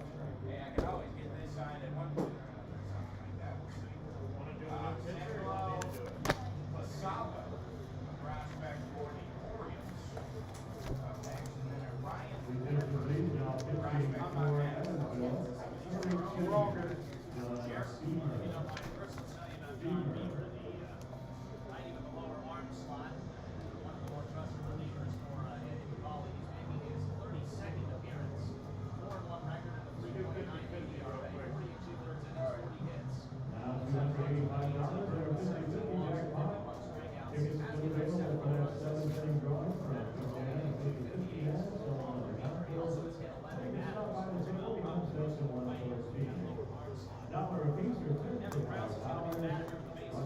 John Beamer on to pitch for Evansville. We're in the home half of the 5th inning, taking over duties for Chip Korbacher. Korbacher's line as of now, 4 1/3, 3 runs, 2 earned, 4 hits, 2 walks, but also 2 hit by pitches, 1 strikeout for Korbacher. He is responsible for Abdiel Diaz on third, Kyle Goodell on second, and Peter Zimmerman on first. It's the 5-hole hitting Kevin Krause coming to the plate. He's 0 for 1, walked in the second, flew out his last time up, and Gateway with a 3-0 lead over Evansville here this inning. Righty on righty matchup. Beamer working from the stretch. On the first base side of the rubber, he kicks and deals. It's a breaking ball, drops in for a strike, and the count is 0-1. Well, Beamer, he used all of those warm-up pitches after getting all of 3 in the bullpen. So once he came out to the mound, he took his time out there. Now the 0-1. Fastball, and it's hit out to second. Taken on a bounce by Cruz. Flips to second for 1. Relay to first. Double play. 4-6-3 twin killing. And Evansville gets out of the jam here in the 5th. They're able to stay in the ball game as no damage just done from Gateway. They lead at 3-0, and we'll be back in inning number 6 on Flow Sports and the Otters Digital Network. They lucked in school this year, and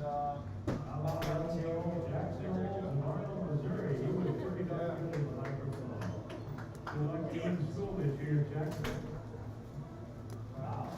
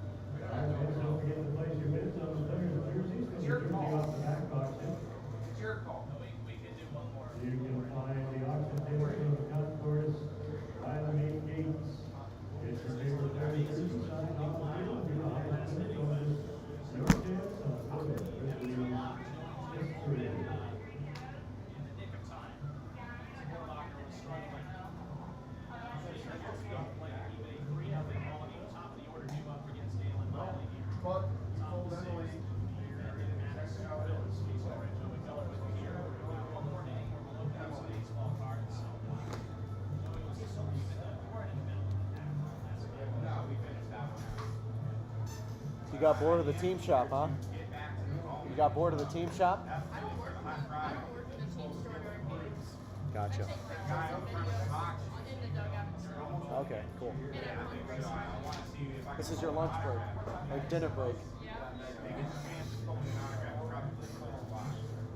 Top of the 6th inning, top of the order for Evansville. David Mendham leading it off 0 for 2, and Gateway leads at 3-0, but a massive double play from John Beamer out of the bullpen to end the 5th, stranding the bases loaded for the Grizzlies, and Evansville still remaining in this ball game for now, but they have to go up against Dalen Miley, who has been stupendous today. The right-hander from the stretch kicks and deals the breaking ball.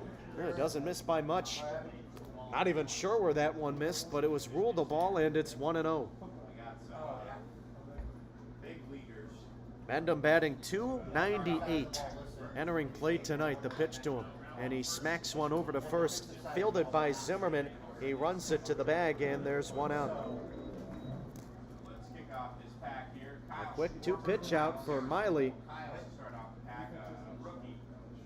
65 pitches tonight, 45 strikes. He has done a tremendous job of filling up the zone. And now digging in for the Otters, it's the designated hitter batting right-handed, Gary Mattis. Mattis 1 for 2, singled in the first, struck out in the third. Infield playing back except for DJ Stewart. He's pulled in at third. The pitch, and Mattis takes fastball right down the middle, 0-1. Miley is stringing together one of his best performances of the entire season. He deals, and Mattis takes away. Count moves to 1-1. Miley went 7 innings against the New England Knockouts back on July 3rd. Took the win, giving up 2 runs, but he's on pace to best that marker tonight. The 1-1 pitch. Mattis takes high. Make it a 2-1 count. He's also 5 strikeouts away from a milestone record in Gateway history. The 2-1, and this misses inside.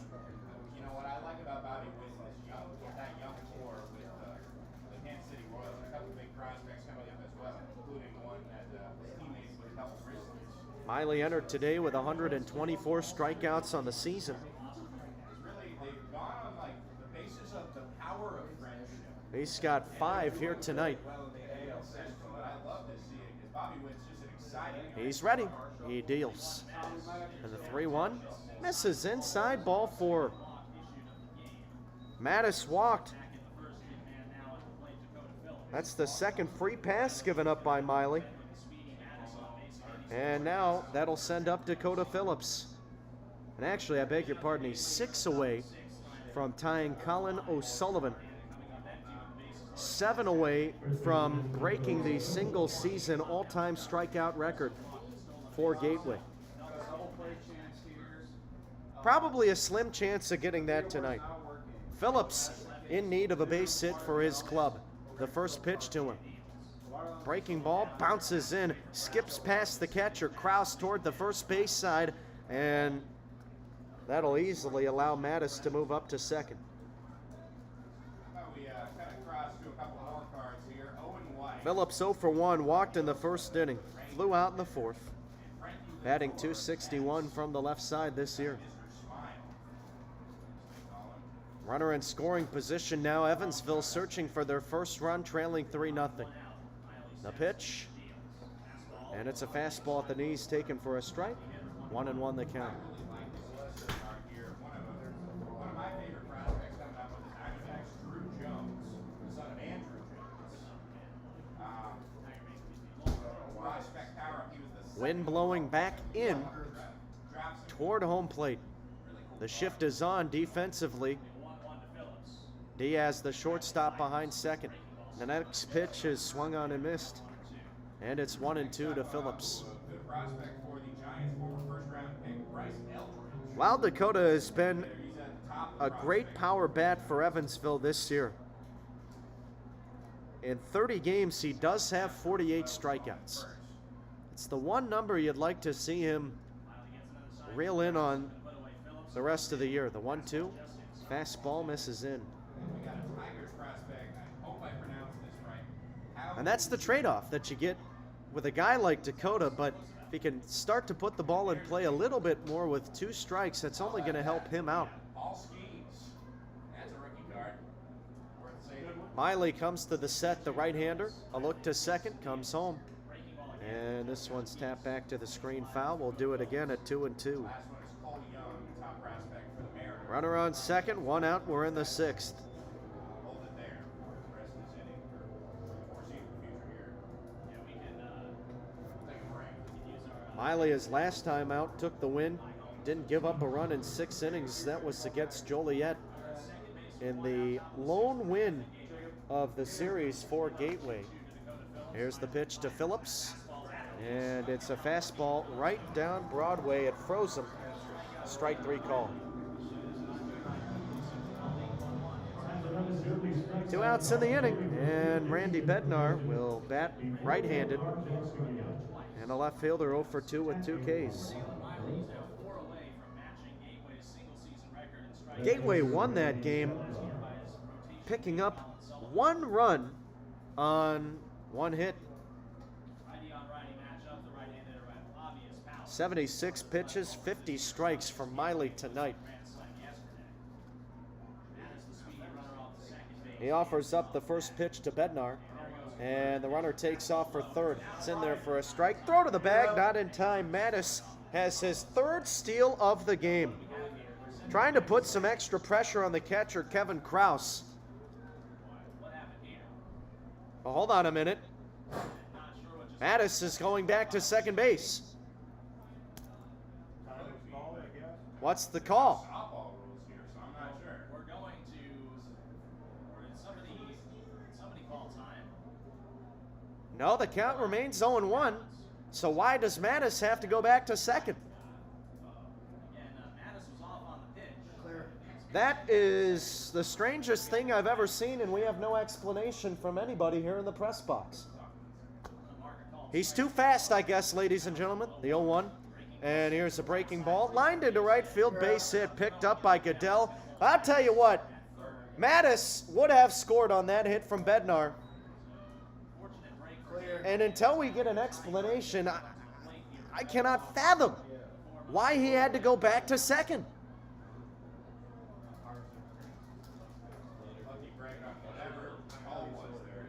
Evansville should have a run right now. And Mattis should have touched home on that base hit from Randy. Why in the world did he have to go back to second base? We still have no idea. We'll give you an update if we end up finding out, but it's beyond our knowledge. Now at the plate, Mason White bats left-handed, and the pitch. And it misses off the inside corner for a ball, 1-0. And we have umpire's interference. That's why Mattis had to go back to second. You have got to be kidding me. Here's the 1-0. Throw to the bag at first beforehand. Back in safely is Bednar.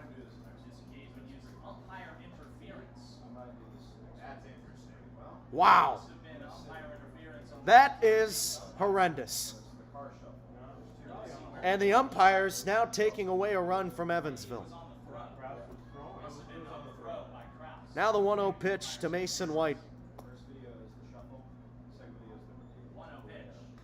Line back to the screen. Well, for Evansville's sake, hopefully they capitalize. Because otherwise, Andy McCauley is going to get fired up, let me tell you.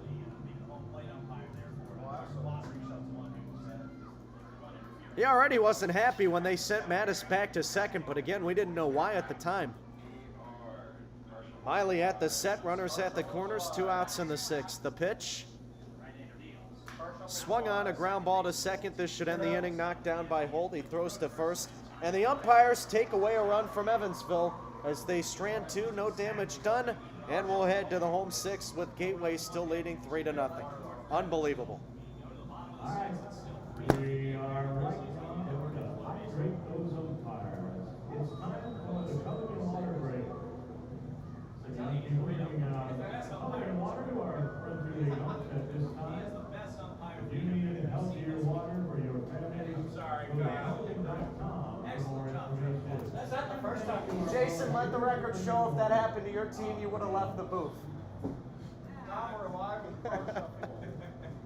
honestly, good on you for recognizing what exactly it was. I had no clue. Well, thank Alex. He helped me out. Yeah. Who's that? That was absurd, though. I agree with you, Kyle. The car shuffle sponsored by Clean Remember last time we were in the St. Louis area, if that means anything. Hey, Joey, not the first time it cost us umpire interference this year either. Really? That one series where he tripped the catcher. Oh, yeah. He tripped the catcher, and then I went back and asked after the game. And remember, I came back after the game saying he tripped him? I don't remember that. Actually. Yeah, it was like June. I don't remember.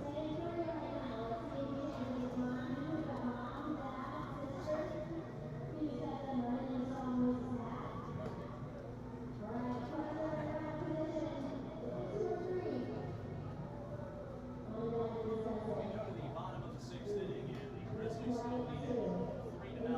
They play the inning. Umpires here for Red Skull to assist in getting out of jam. Top half of this on down DJ Stewart, Tyler Shaw, and Thomas on that. That's still 1-0 for Oxford.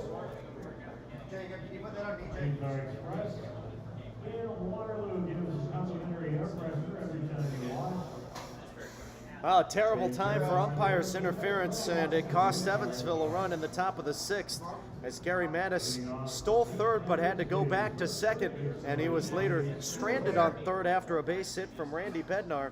So now it is John Beamer on the rubber for the Otters. First pitch to DJ Stewart, swung on and missed, and the count is 0-1. Beamer rolled a 4-6-3 double play to get out of the fifth after coming out of the pen to relieve Chip Korbacher. The right-hander winds and fires. This ball smashed foul to the third base line just across the chalk.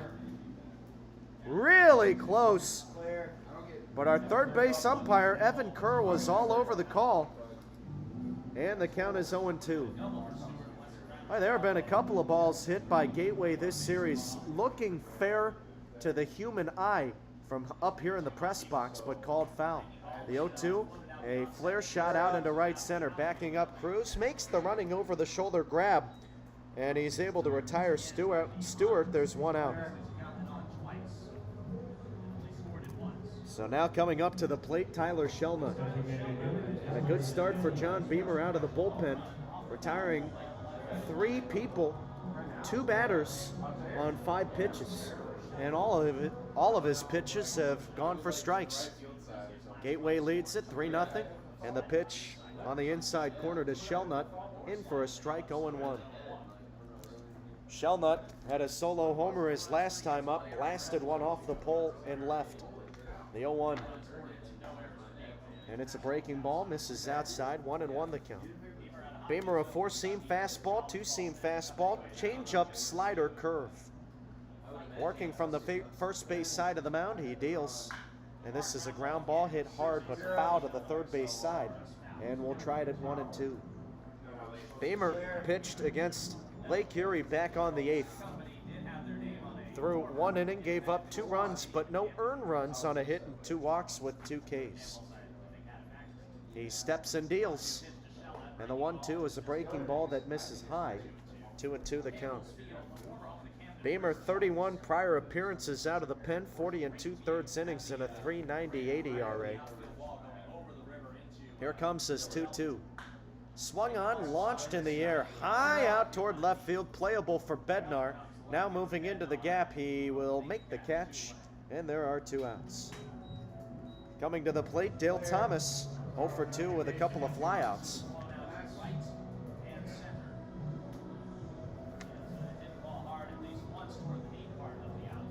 We're talking a little bit about the history in St. Louis, some things to do about this city yesterday, and you could go on and on about what there is, which St. Louis offers. First pitch to Thomas misses outside, and the count is 1-0. I've been opening up a lot of shit St. Louis in the food department known for two things. The 1-0, this is in. One is their barbecue. Two, they are known for their St. Louis style pizza.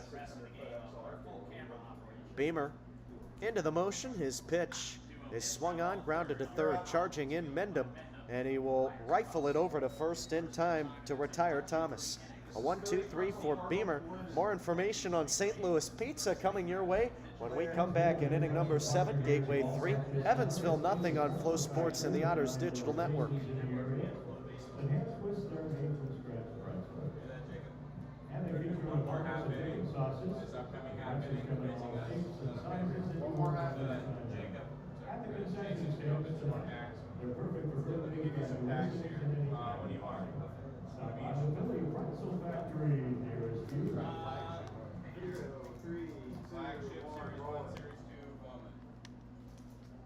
Don't click it. You don't click. Yeah. No sound. This is only 5, so. In a moment.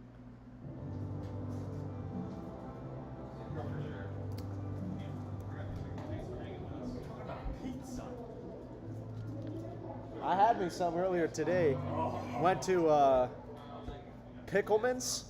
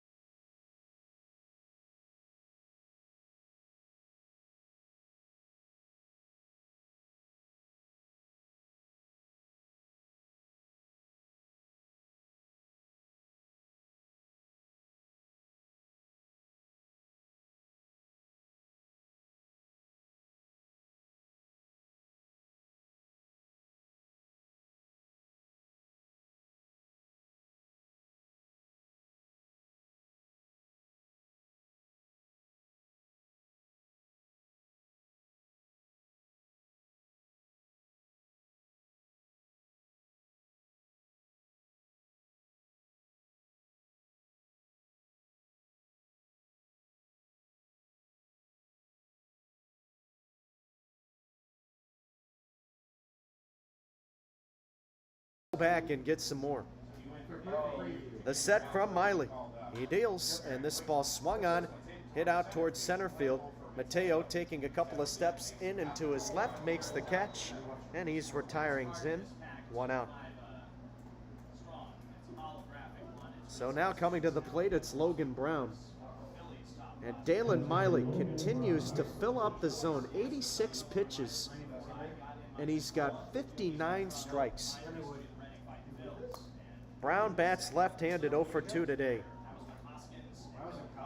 The right-hander at the set. He comes home. Maybe. Now he deals. And Brown takes a little bit outside. The count is 1-0. Gateway leads it 3-0. We're in the 7th. The last time we were here, went out by Busch Stadium where the Cardinals play. And there's a great street of cuisine out by the outfield in St. Louis. Next pitch, cut on and missed, and it's 1-1. And there's a great barbecue joint. You can get ribs there, and that's another great menu option here in St. Louis, the barbecue. A step in the pitch from Miley, and it's at the knees for a strike looked at by Brown. He's down in the count now, 1-2. I tell you what, I'm not a Cardinals fan, but Busch Stadium is awesome, one of the best ballparks in Major League Baseball, and they have great food. I tell you, St. Louis is a hard city to pass up. Miley ready. And he offers up the 1-2 pitch to Brown. Swung on, a ground ball smashed to the left side of the infield. And shallow left, Diaz with a backhanded stop. Throw to first. Are you kidding me? What a play. Oh my goodness. Robbing a base hit of Logan Brown. That was a spectacular effort from the shortstop. He was in shallow left, and he had to get it out of his glove quickly with a strong throw to the bag. Able to beat Brown by a millisecond. And there are 2 outs here in this 7th inning.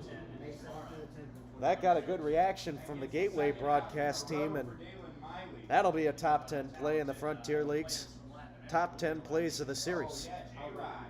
Now it's J.J. Cruz batting left-handed, the second baseman, 1 for 2. Singled this last time up. Here's the first pitch to him. It's a fastball on the outside corner for a strike, 0-1. Giovanni DiGiacomo on deck. And it's the top of the order for Evansville, but they have really struggled offensively. They used up all their runs yesterday. The pitch, and it's a fastball outside, 1-1. Gateway winning the series opener on Friday in extra innings.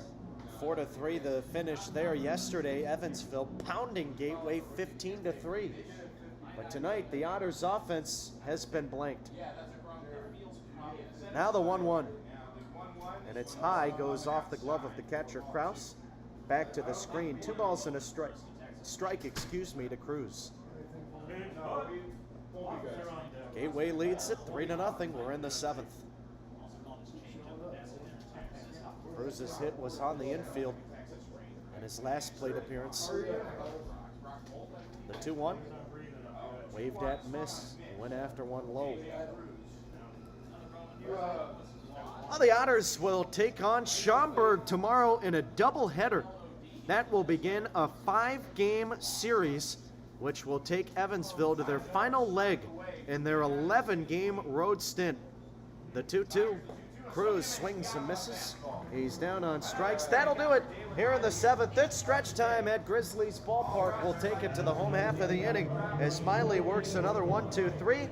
And your score, Gateway 3, Evansville nothing on Flow Sports and the Otters Digital Network. All right, man, stretch on your races. 7th inning stretch time. We have inning leader for tonight.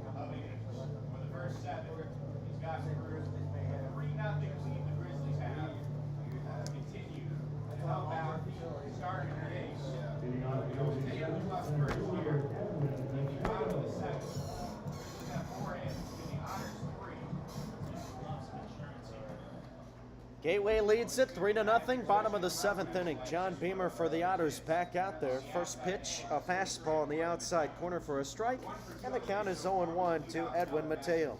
Mateo 1 for 2, doubled and scored in the 3rd inning. He watches the next pitch. This is just a little bit outside off the arm of Beamer, and the count is 1-1. Beamer taking over duties in that 5th inning for Chip Korbacher. Worked a 1-2-3 in the 6th. His 1-1 home is swung on, a line shot taken on a bounce by Zinich short. His throw to first is in time, a good stretch by Phillips toward home, and he's able to retrieve it, 1 out.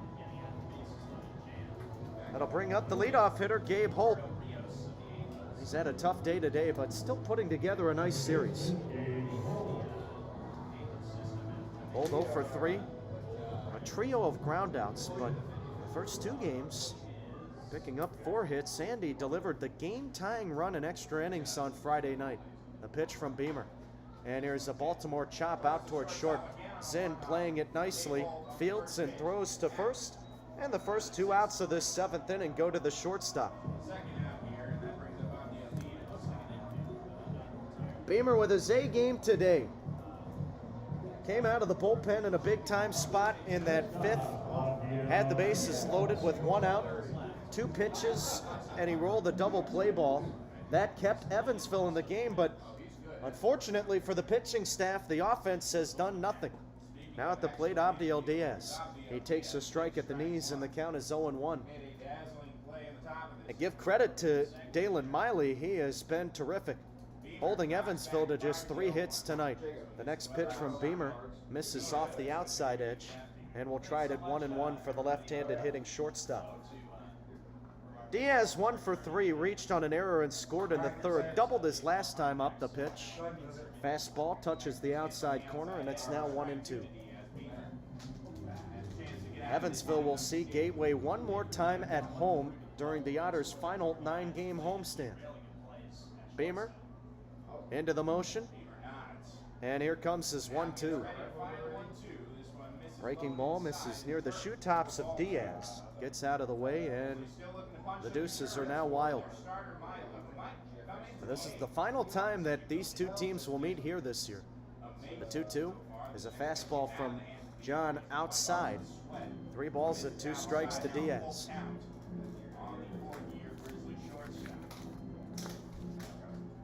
Beamer gets the sign, winds and fires.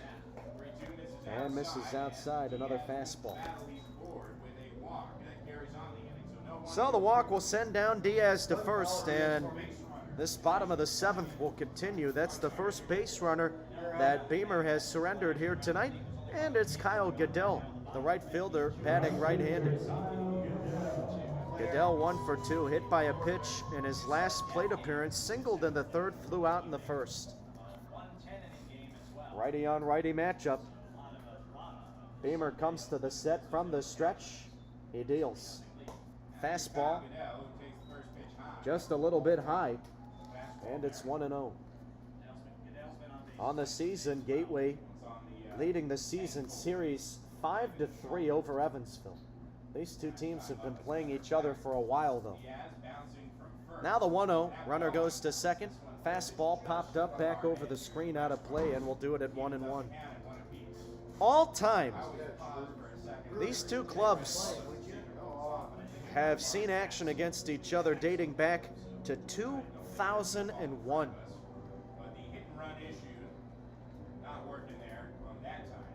They have played in over 220 games. Evansville leading the all-time series 115 games to 112. The set from Beamer, the pitch. Breaking ball finds the outside corner for a strike, and it's 1-2. Gateway in the postseason, though, having Evansville's number, except for last year. Now the pitch, called, strike 3. Beamer with a beautiful breaking ball, and he's able to get Goodell looking. Runner stranded for Gateway in the 7th. No damage done. We'll take it to the 8th as the Grizzlies lead it 3-0 over Evansville on Flow Sports and the Otters Digital Network. $1 hot dogs at the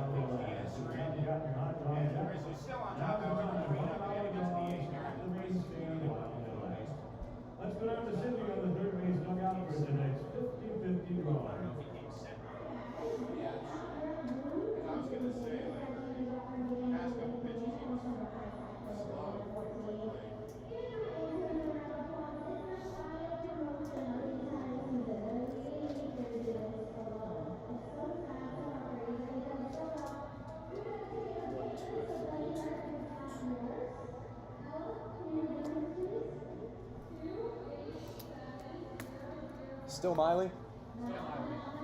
Alright, you're clear.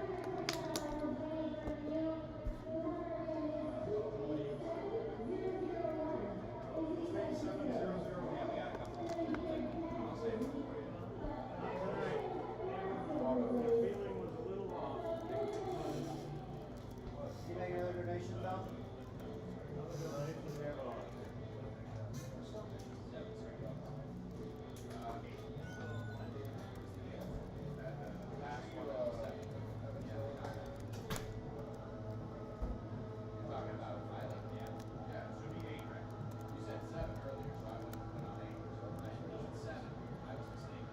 And their only bobblehead of the night for the season, coming up fast, that's this Thursday, the 15th. It's the Men's Rugby bobblehead, who celebrates St. Louis Riley's night. Presented by the Browns Historic Lucy Side. You can get your guaranteed bobblehead tickets at gatewaybusiness.com and all the bobbleheads.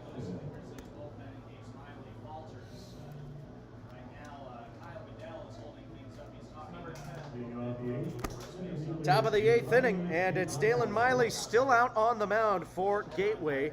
He will face 9-1-2 in the order for Evansville. Giovanni DiGiacomo leads it off.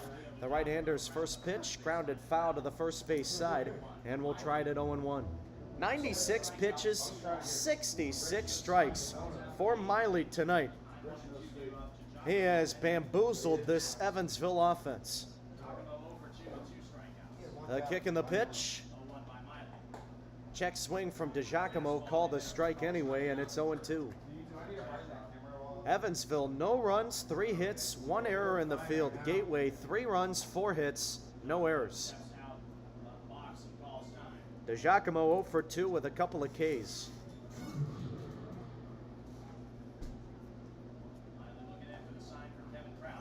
Miley leaning in, gets the sign, now at the set.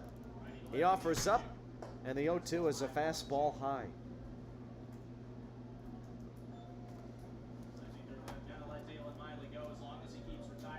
We were saying earlier that Giovanni has been figuring things out in the month of August at the plate, but everybody has been stumped tonight, including DiGiacomo. The 1-2 is a breaking ball from Miley that misses downstairs. 2 balls and 2 strikes the count. Fans, visit EvansvilleOtters.com under the Game Day tab to find our digital Game Day program, where you can see Otters insider stories, season information, a kids page, and additional information from our 2024 sponsors. The set from Miley, now the 2-2. Check swing from DiGiacomo, and an appeal down to our third base umpire, Evan Kerr. He says no, and Giovanni holds up his swing. The count is now full. The Otters have won their last 4 out of 5 series, but in danger of dropping a series against Gateway in the rubber match tonight. The payoff? Breaking ball, inside ball 4. DiGiacomo on board. And now the lineup will turn over as the leadoff man trots down to first. Here comes David Mendham to the plate. Another scenario where Evansville fell behind in the count 0-2 and able to draw a walk. That also happened earlier in the game. It is 11 feet left of where it should be. That's really where most of the damage has been done from Miley today. Great question. We had turf surveyors come out a couple weeks ago. He's given up 3 walks as well as 3 hits. Infield at double play depth, shaded to the right.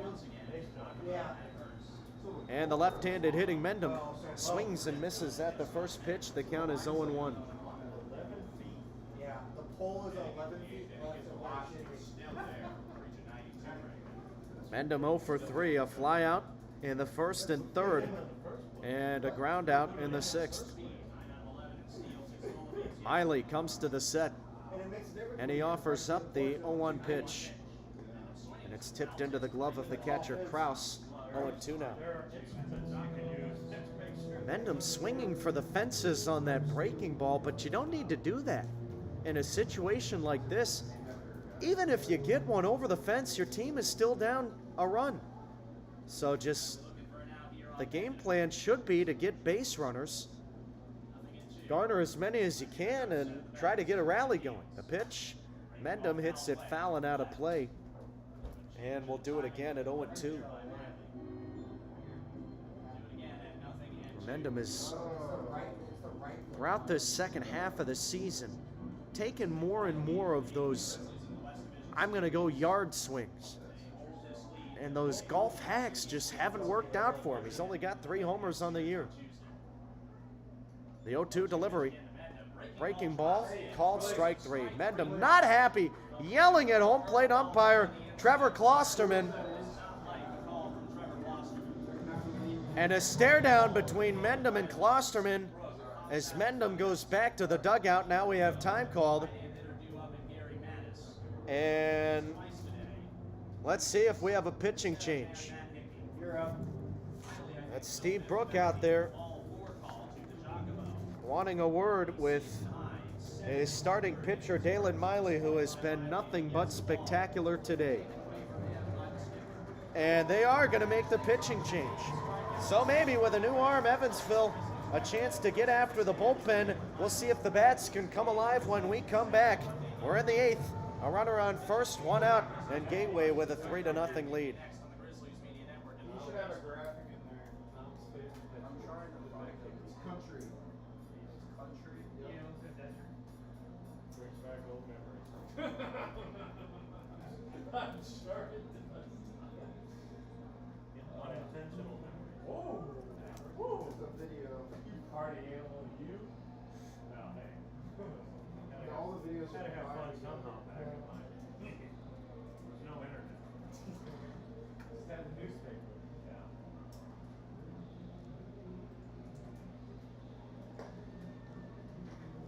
I got 8 Ks and 3 walks for Miley. Please now pitching for the Grizzlies, number 8. Matt Hickey.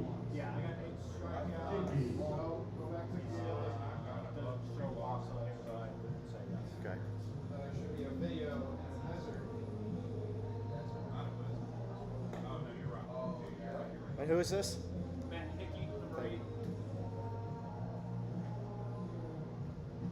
Runner at first and 1 out at the top of the 8th inning.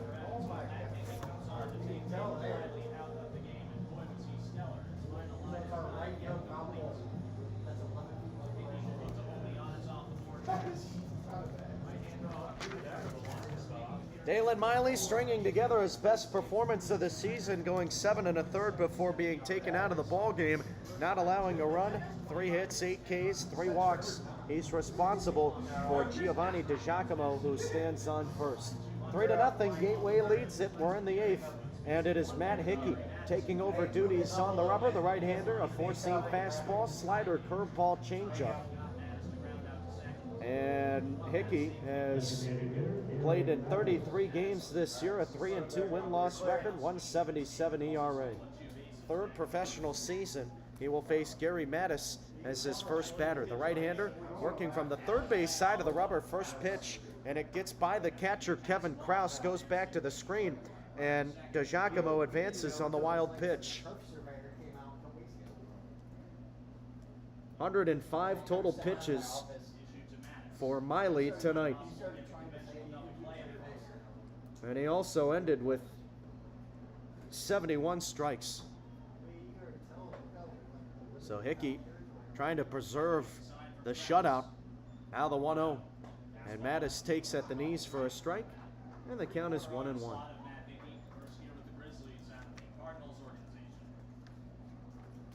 Evansville held to just 3 hits here tonight.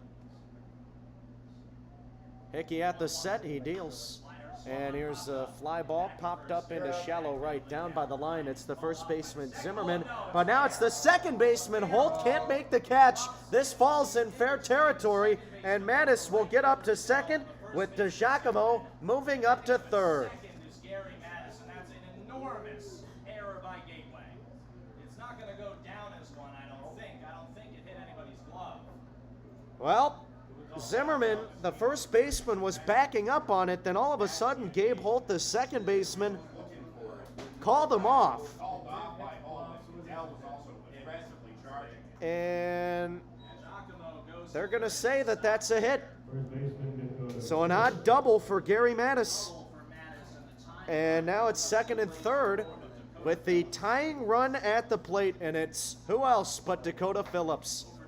Righty on lefty matchup, first pitch, and it's watched low, and it misses the zone. The count is 1-0.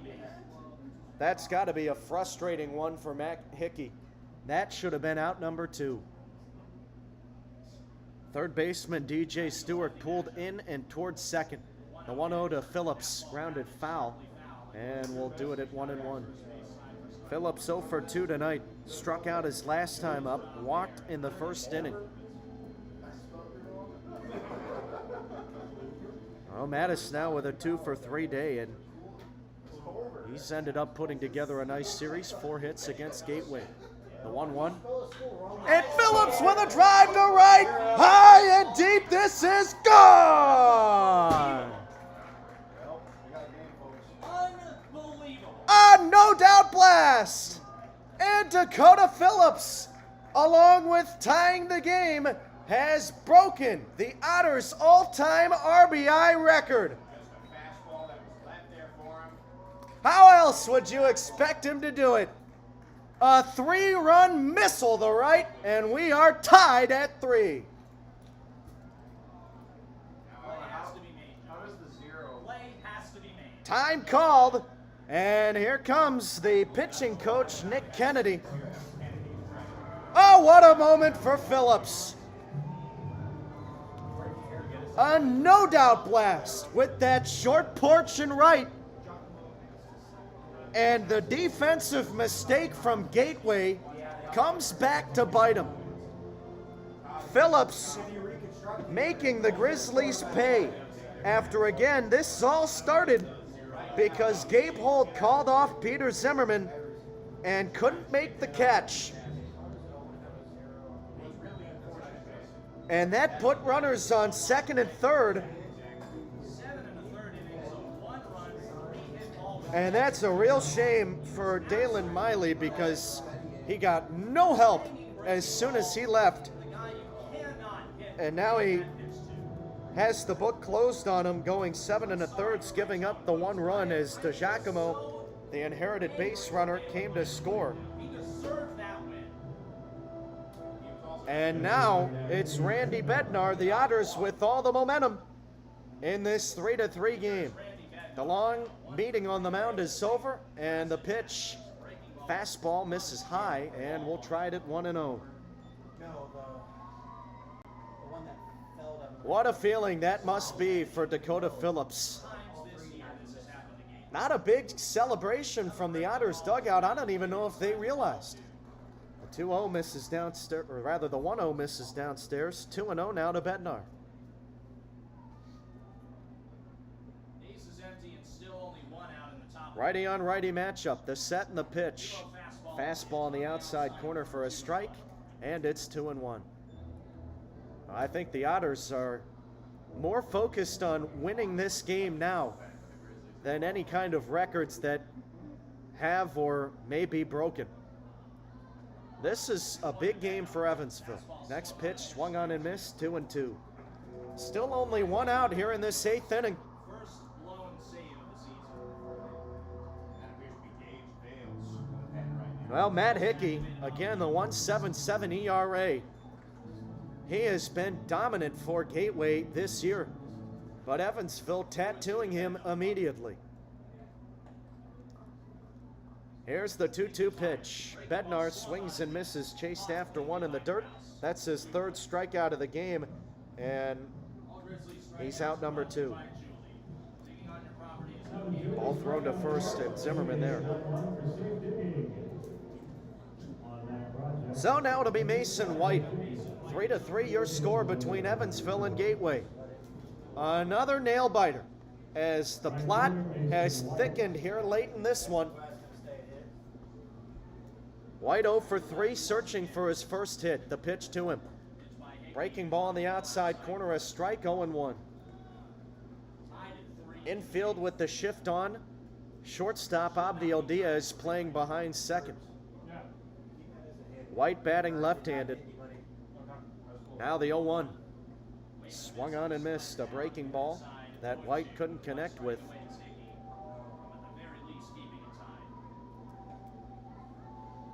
Well, White stealing the fashion design of Paven Parks, who is suspended right now. First game that we've seen Mason White wearing that red arm sleeve, a patented trademark of Parks. We'll have time called, and it's a pitch clock violation on Hickey. So make it a 1-2 count. Second pitch clock violation of the game from the Grizzlies staff. The pitch, line back to the screen, and we'll do it at 1-2 again.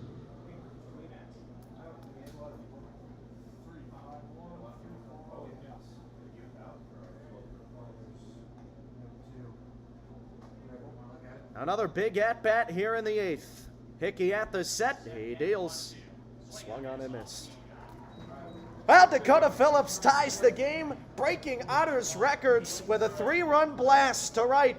And we're knotted at 3 between Evansville and Gateway. We'll head to the home half of the inning on Flow Sports and the Otters Digital Network.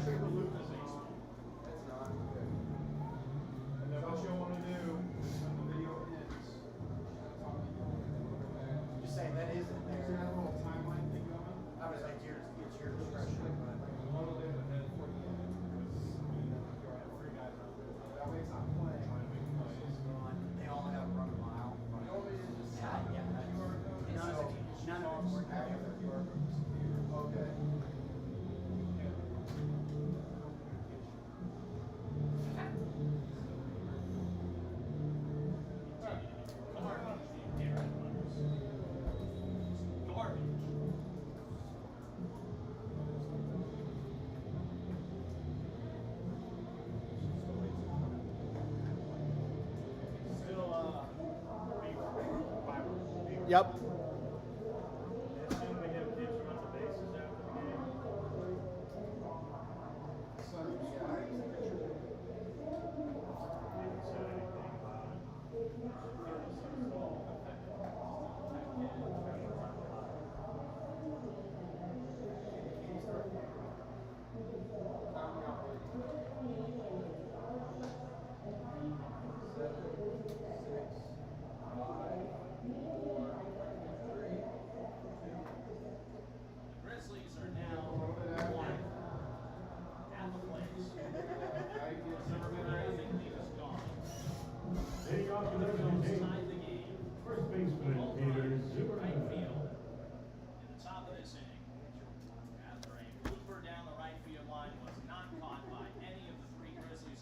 Home half of the 8th inning, and it's 3-3 between Evansville and Gateway. Dakota Phillips breaking the all-time Otters RBI record and tying the game with a 3-run homer to right.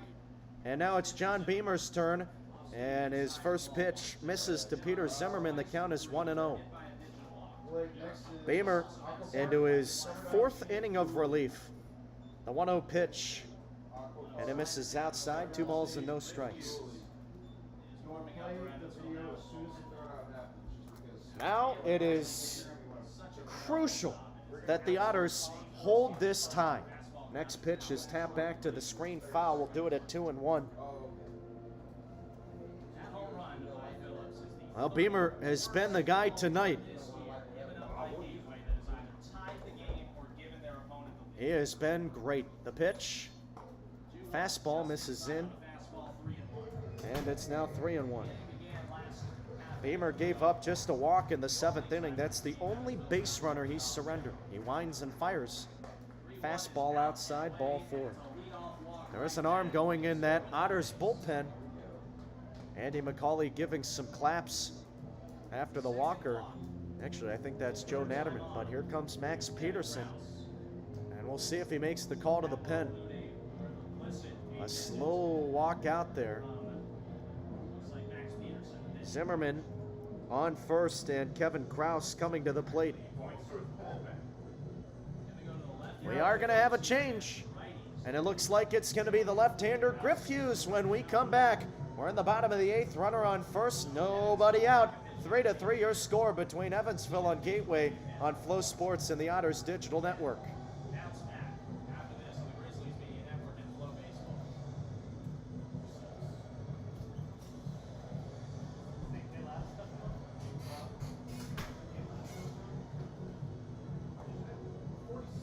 Griff Hughes.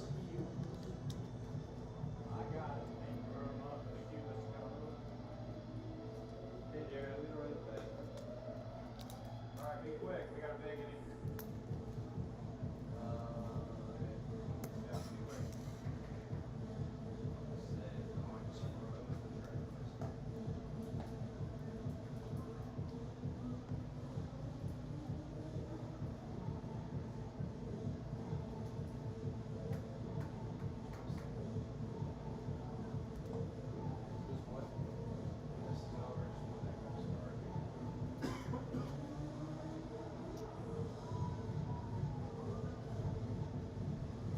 Your attention, please. Now pitching for Evansville, number 46, Griff Hughes. Hughes. Otters go to their bullpen and bring in left-hander Griff Hughes. Season Hughes making appearance. 28, 42-40 already, 22 hits allowed in 33 and a third innings. 13 walks, 50 strikeouts. He's been a strikeout artist this year. 13 runs, 12 earned, and batters hitting 186 off Hughes. John Beamer gives him a runner at first with no outs, and Kevin Krause, the batter at the plate, he is 0 for 2 in this game. Catcher Kevin Last at bat, he Krause. came up with the bases loaded and hit into an inning-ending double play. Griff Hughes towing the rubber for Evansville, bottom of the 8th, and some new life after the 3-run homer in the top of the frame from Dakota Phillips. 3-3 to the score. Runner on first. Kevin Krause at the plate. First pitch, line back to the screen, foul, and we'll do it at 0-1. Final line for John Beamer. Well, the book is not closed. He's responsible for Zimmerman on first. 2 2/3 innings, no hits, no runs, 2 walks and a K. Third innings. Got 2 walks and struck out 3 times, no runs. Lefty on righty battle. Hughes, the southpaw deals, and it's a breaking ball that misses outside. Make it a 1-1 count now for Krause. Krause 0 for 2. Grounded into a double play ball his last time up, 6'4", 225. and the double play in effect here in the 8th. 1-1. Now the pitch. Check swing. Did he go around? No, says first base umpire Brandon Schneider. Pitch missed downstairs and in, make it a 2-1 count. Evansville trying to lock up another series win against Gateway. They'll need more runs to do it, but getting to the bullpen immediately in that 8th inning, the 2-1. And it's a fastball in, 3 balls and a strike. After a dominant pitching display from Dalen Miley, the starter, Matt Hickey coming out of the bullpen gives up a bloop shot double. And with runners on second and third, Dakota Phillips made him pay. At the set, Hughes ready, he deals. Swung on, blasted, high and deep to left, and you can forget about it. Well, Gateway retakes the lead. Kevin Krause, a laser beam over the left field fence. Gateway leads 5-3. A 2-run jack, and that one got out of here in a hurry. And Gateway now leads it 5-3. And the Grizzlies are back in front. Hughes immediately out of the bullpen, surrendering the lead, and that's a devastating blow. A 3-1 pitch, and Krause with his 7th homer of the year. RBIs number 35 and 36. Now at the plate, DJ Stewart. First pitch misses inside to him, and the count is 1-0. Hughes a 4-seam fastball, slider change, splitter. Nobody warming up in the Otters bullpen. The wind and the pitch. Swung on, popped up on the infield, first base side. Phillips camping under it, makes the catch, and there's 1 out. That's a real tough one to give up.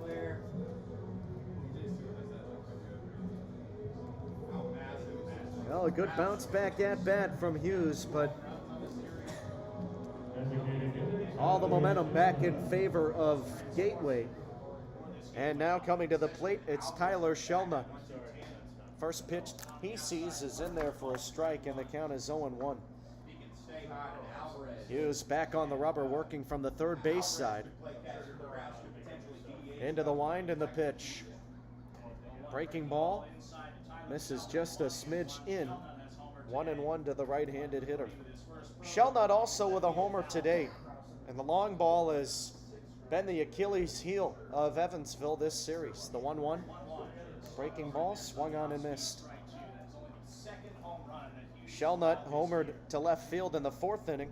That's the second Gateway home run this game. They had 3 yesterday. Into the motion. Hughes comes home with the 1-2 pitch. And Shelnut takes a breaking ball outside. The count is 2-2. They also had 1 home run in the series opener as well. That was the first home run of the series that wasn't a solo homer. Next pitch misses low, 3-2. Every other home run from Gateway this series has been via the solo shot. Hughes offers up the payoff. Fastball in, ball 4. 13 pitches, 4 strikes out of the pen. And the left-hander will now face Dale Thomas.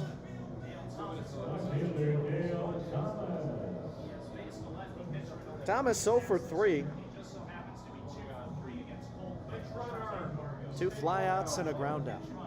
We have time called. We'll have a pinch runner. And it's Tate Wargo pinch running. Wargo pitched in 2 scoreless innings yesterday as a position player in the 15-3 blowout. Now he's the pinch runner. He was at the set. The left-hander deals. No, he'll throw to first. And the throw pulled Phillips toward home, so he had to spin to tag, and it was late. Hughes ready. 5-3 Gateway in the bottom of the 8th. The pitch swung on, hit in the air, right side. This will hook out of play. And the count is 0-1. For Evansville, it'll be Delvin Zinn, Logan Brown, and J.J. Cruz coming to the plate in the 9th. And the Otters backs up against the wall once again. Here's the 0-1 pitch. And this one's popped foul. Back over the screen, 0-2.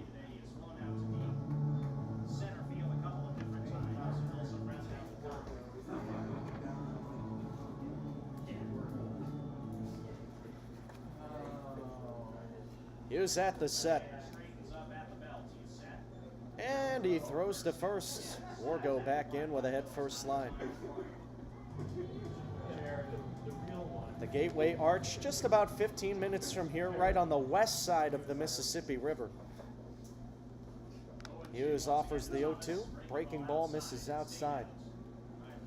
That's, of course, on the St. Louis side. And such an interesting arch. They have a great museum that you can go check out, and it's free. Here's the 1-2 pitch.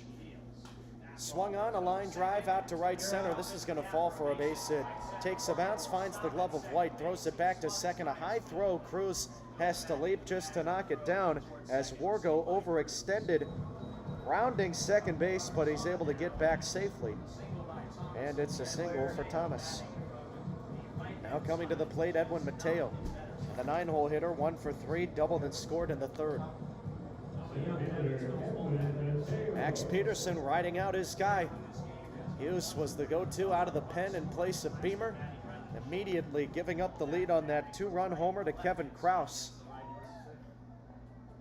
First and second, 1 out in the 8th, the pitch. Fastball in the inside corner for a strike, 0-1 to Mateo. Was ahead 1-2 to Thomas before giving up the single. Now you can learn a lot about the Gateway Arch going and checking out that museum. The pitch, breaking ball at the knees, strike 2. Well, one cool fact is it's such a unique structure. Both of the 2 legs at the base of the structure built separately. Hughes a look to second, comes home. And the 0-2 is tapped foul to the third base side. We'll do it again. Those legs, again, built separately, and if they were measured 1/64 of an inch off, then the two legs could not meet at the top. So talk about precise construction and architect. Here's the 0-2. Breaking ball, misses low. That's super cool. Again, if the measurements were off by 1/64 of an inch, then the gateway arch doesn't exist. Hughes looks to second. He deals. This ball swung on and crushed high and deep to left. If it's fair, it's gone. And it is foul called by our home plate umpire, Trevor Klosterman. Really close, and that hooked. I don't understand how that ball is foul. Started in fair territory and just snuck to the left of the pole. That's a real tough call for Klosterman to make. But it's a long strike, and we'll do it again. Great swing there by Mateo. That left the bat, and I didn't think it had a chance to go foul. Lefty on righty battle. The southpaw kicks and deals home. Swing and a miss. Able to set down Mateo, and this has been a long bottom of the 8th inning. But there are now 2 outs, 2 runners on. 2 runs have come in to score for Gateway, and they lead at 5-3. Now it's Gabe Holt, the leadoff hitter, coming around.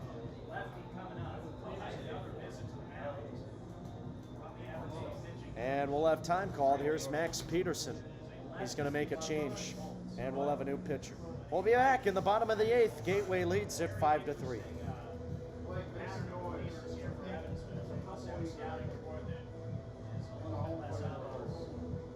Second pitching change of the inning for Evansville. Grizzlies lead at 5-3 with 2 on and 2 out. The Grizzlies beat I don't know who this is. McAveen. Michael McAveen.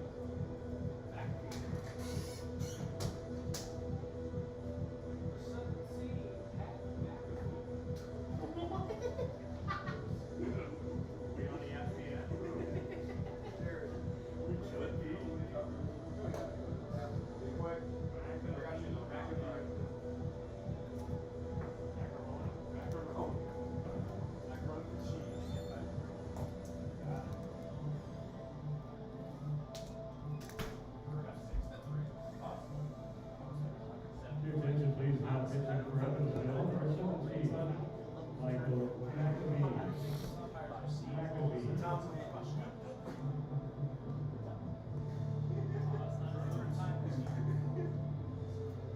Phillips with a drive to right. High and deep. This is gone.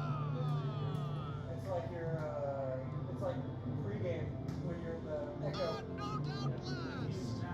And Dakota Phillips, along with tying the game, has broken the Otters' all-time RBI record. outs in the bottom of the 8th. The Grizzlies have the lead again. It's 5-3 on the 2-run laser beam home run by Krause to left. One of those runs on the lower charge to Hughes. He lets down and struck out really looking for a double. Yeah, McAfee. Friday night's leading pitcher comes in as 1-5. Second baseman, Gabe Holt. Season McAfee taking his 26th appearance. He has 6 saves and over 2 ERA. 34 strikeouts, 12 walks. 24 hits allowed in 26 in the third innings. 17 runs down. Michael McAveen on to pitch in place of Griff Hughes. 2 runners on in the 8th. Gateway leads at 5-3. And at the plate, the left-handed hitting Gabe Holt grounds the first pitch out to first. Phillips up with it cleanly. He'll run it to the bag and step on it unassisted. The inning is over. Kevin Krause doing damage, and big damage, as he gets Gateway back the lead. And with the 2-run homer to left, Gateway has a 5-3 lead over Evansville. One last chance for the Otters when we come back in the 9th. So Hughes will get the loss, or he's in place for the loss? Oh yeah, you're right. Yep.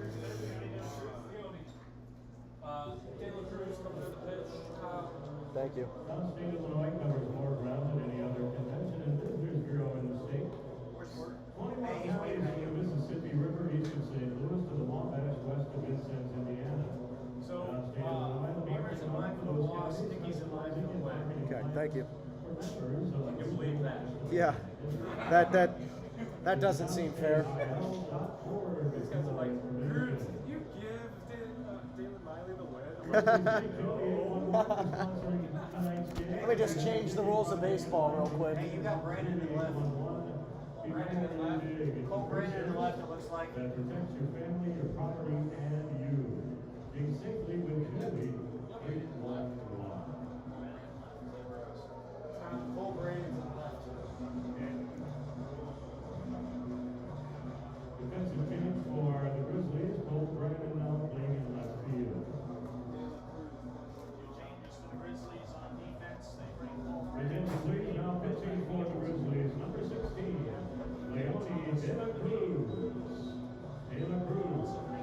closer. Leone De La Cruz, the former Otter, to pitch against his former team as he goes for the save. It's 5-3 Gateway top of the ninth. Putting out the ninth, shortstop. Top of the ninth inning, and it's one last chance for the Evansville Otters as they look to avoid dropping the series to the Gateway Grizzlies. They trail 5-3 in the rubber match. Leone De La Cruz taking over on the hill. Here's his first pitch, and Delvin Zinn, the right-handed hitting shortstop, takes a strike at the knees. The count is 0-1.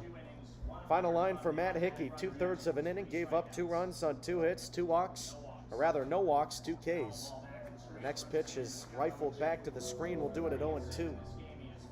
So despite Hickey blowing the lead at the time in the 8th inning, he's in place for the win.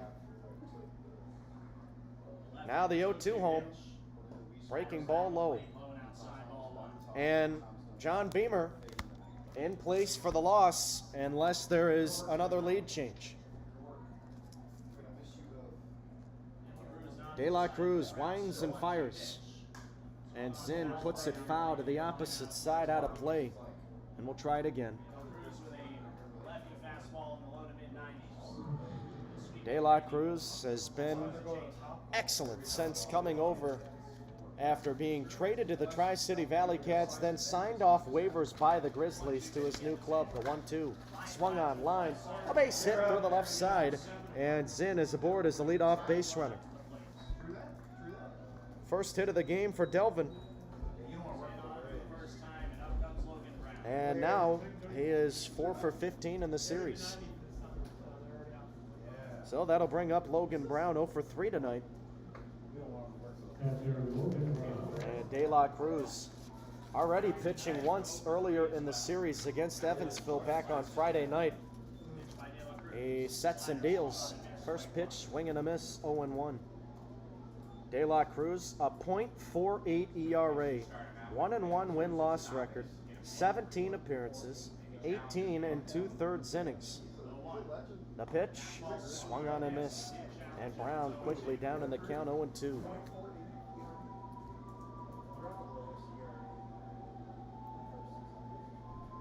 Well, the highlight of today for Evansville, Dakota Phillips breaking the all-time RBI record. Next pitch swung on, hit out towards center field. Camping under it is Edwin Mateo. He can't see it, but still makes the catch. Oh my God. He tried to deep sin. That's why he held his hands up. My heart's in my throat. And there's out number 1. So that'll bring up J.J. Cruz. One out here in this 9th inning. Runner on first, Gateway leads it 5-3.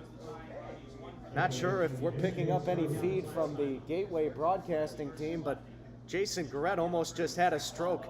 First pitch, swing and a miss, and it's 0-1 to Cruz. I don't know if I can take many more of those. Cole Brannon also taking over in left field in place of Dale Thomas. Delvin's in with 1 out. At the set, De La Cruz fires, and it's lined back to the screen, 0-2. You know, if you looked at Mateo's card, it was getting out of his nickname is like Casa. The Otters will move on to Schaumburg tomorrow in a twin bill 2 7-inning games. You can catch all the action on Flow Sports and the Otters Digital Network. Leone De La Here's the next pitch. Swung on and missed. And Evansville is down to their final out. That twin bill will start tomorrow at 5:30 p.m. You have Monday to do the whole game, 2 games, and you decide to do it at 5:30. Interesting decision from Schaumburg. But aside from that, here's Giovanni DiGiacomo. Delvin Zinn takes off on the first pitch, and that hits Giovanni. So he'll head down to first base. Leading run comes up to the plate, tying run on first, and Delvin Zinn moves up to second. And it's the top of the order in David Mendham. Earlier in the game, we said how Mendham has been swinging for the fences throughout this back half of 2024.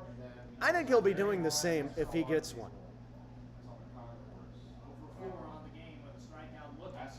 Otters trailing here in the 9th, but more drama with De La Cruz allowing 2 base runners. A single from Zinn, a hit by pitch to DiGiacomo, left-on-left battle. We'll have time called. And Kevin Kraus, the catcher, having issues with his glove. Not sure if there's a string loose, but he will need to figure things out, and now the umpire crew will convene toward the first base side. Are they going to argue if that was a hit by pitch? Not sure how any of the other umpires could overturn that call. Home plate umpire Trevor Klosterman was the one to make the call, and he was the closest one by a mile. Really didn't react at all from getting hit by it. Looks like it kind of singed by him. And Klosterman now walking toward the Gateway dugout. He's going to give Steve Brook an explanation, and everything will stand.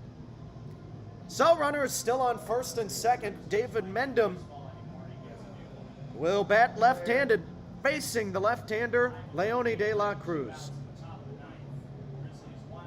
The former Otter trying to slam the door on his old club to give his new team a series win here in the rubber match.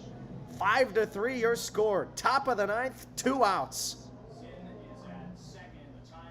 Mendham 0 for 4 tonight. A strikeout, couple of flyouts, and a ground out. De La Cruz comes to the set. No, he'll step off instead.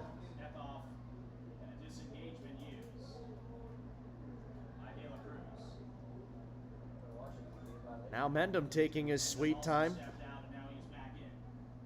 trying to figure out a game plan on how to go after Cruz. Here's the first pitch. Nope. And De La Cruz steps off again, and that's going to be his 3rd disengagement, which will send both runners up 90 feet. Well, if you don't get him on the 3rd time, it ends up being similar to a balk.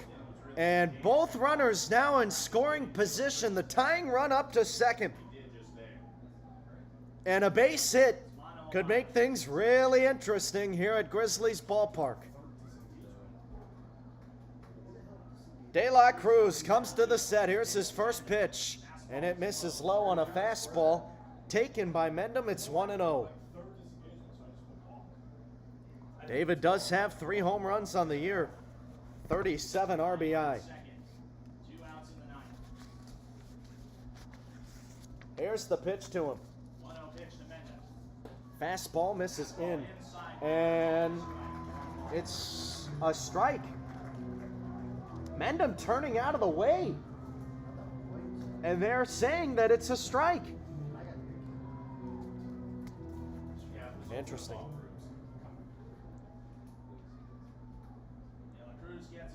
At the set, De La Cruz ready. He offers up, and the 1-1 is hit foul hard, but it'll land on the left field netting. And Evansville down to their final strike. A 1-2 count for Mendham. We have time called. Kevin Kraus wants to make this game all the more dramatic by calling time and going out to the mound. It's also a mound that's just a heightened anticipation right now for Mendon. 5-3 Grizzlies. A quick meeting. And Mendham trying to come up big for Evansville. 5-3 in the ninth, 2 outs, and the tying run on second.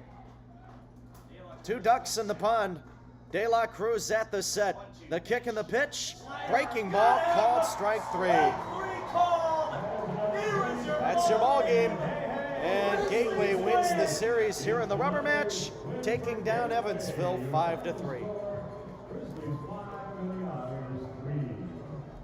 So the Grizzlies are off to You have an attendance? Thank you. Phenomenal start from Gateway. Follow the lead on a hanging breaking ball to Dakota Phillips. Retake the lead on a blast to left by Krause.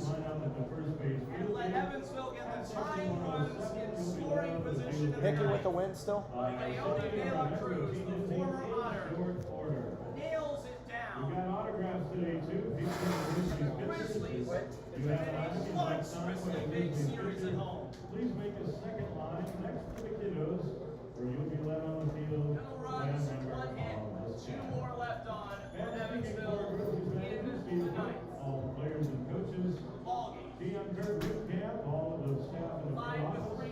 the final score. I'm Here in Gavin, for all of us Soche, here the in the front office. Grizzlies Thanks for coming out tonight. go to 46 And we hope to see you again real soon. 2 And games please ahead of drive the Lake carefully. Erie Crushers, who they face this week head-to-head.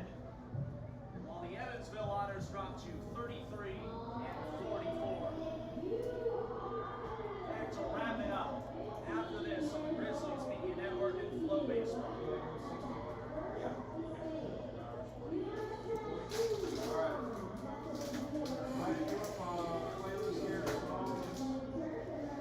After scoring 15 runs yesterday, the Evansville Otters struggled with the bats tonight, and they fall in the series finale in the rubber match to the Gateway Grizzlies. Final score here at Grizzlies Ballpark in Sauget, Illinois. Gateway 5, Evansville 3. We'll wrap things up here on the postgame show. Kyle Chandler with you.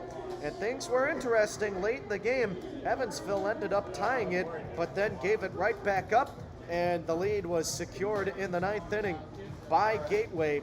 But it all started with 2 runs coming to score in the third inning after a 1-out reach on an error by Abdiel Diaz that ended up scoring Edwin Mateo, who led off with a double. And on the play, Diaz was able to advance to second on the throw.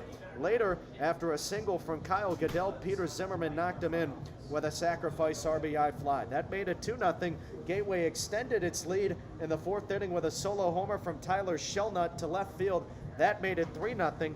In the eighth, there was no scoring up until Evansville tied the game with 2 runners on second and third. Dakota Phillips came to the plate, smacked a ball into right, and it was enough to get out over the short porch for a 3-run bomb to tie the game at 3. And also on the play, Dakota Phillips able to secure first place as the all-time leader in the RBI category for an Evansville Otter in their career.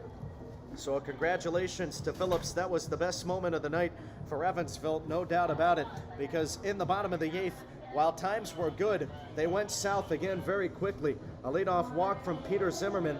John Beamer was on the mound at the time, but he was taken out after the walk. And then Griff Hughes came out of the bullpen immediately, giving up a 2-run homer to Kevin Krause, who launched one out past the left field wall. That gave Gateway a 5-3 lead to finalize the scoring. In the ninth, Evansville had a leadoff single from Delvin Zinn with 2 outs. Leone De La Cruz, the former Otter, hit Giovanni DiGiacomo. Then he balked after his third disengagement. He did not get anybody out, so both runners went to second and third, but David Mendham was caught looking on a strikeout to end the game. Final box score here tonight. Gateway, 5 runs, 4 earned, 6 hits, no errors in the field, 8 left on.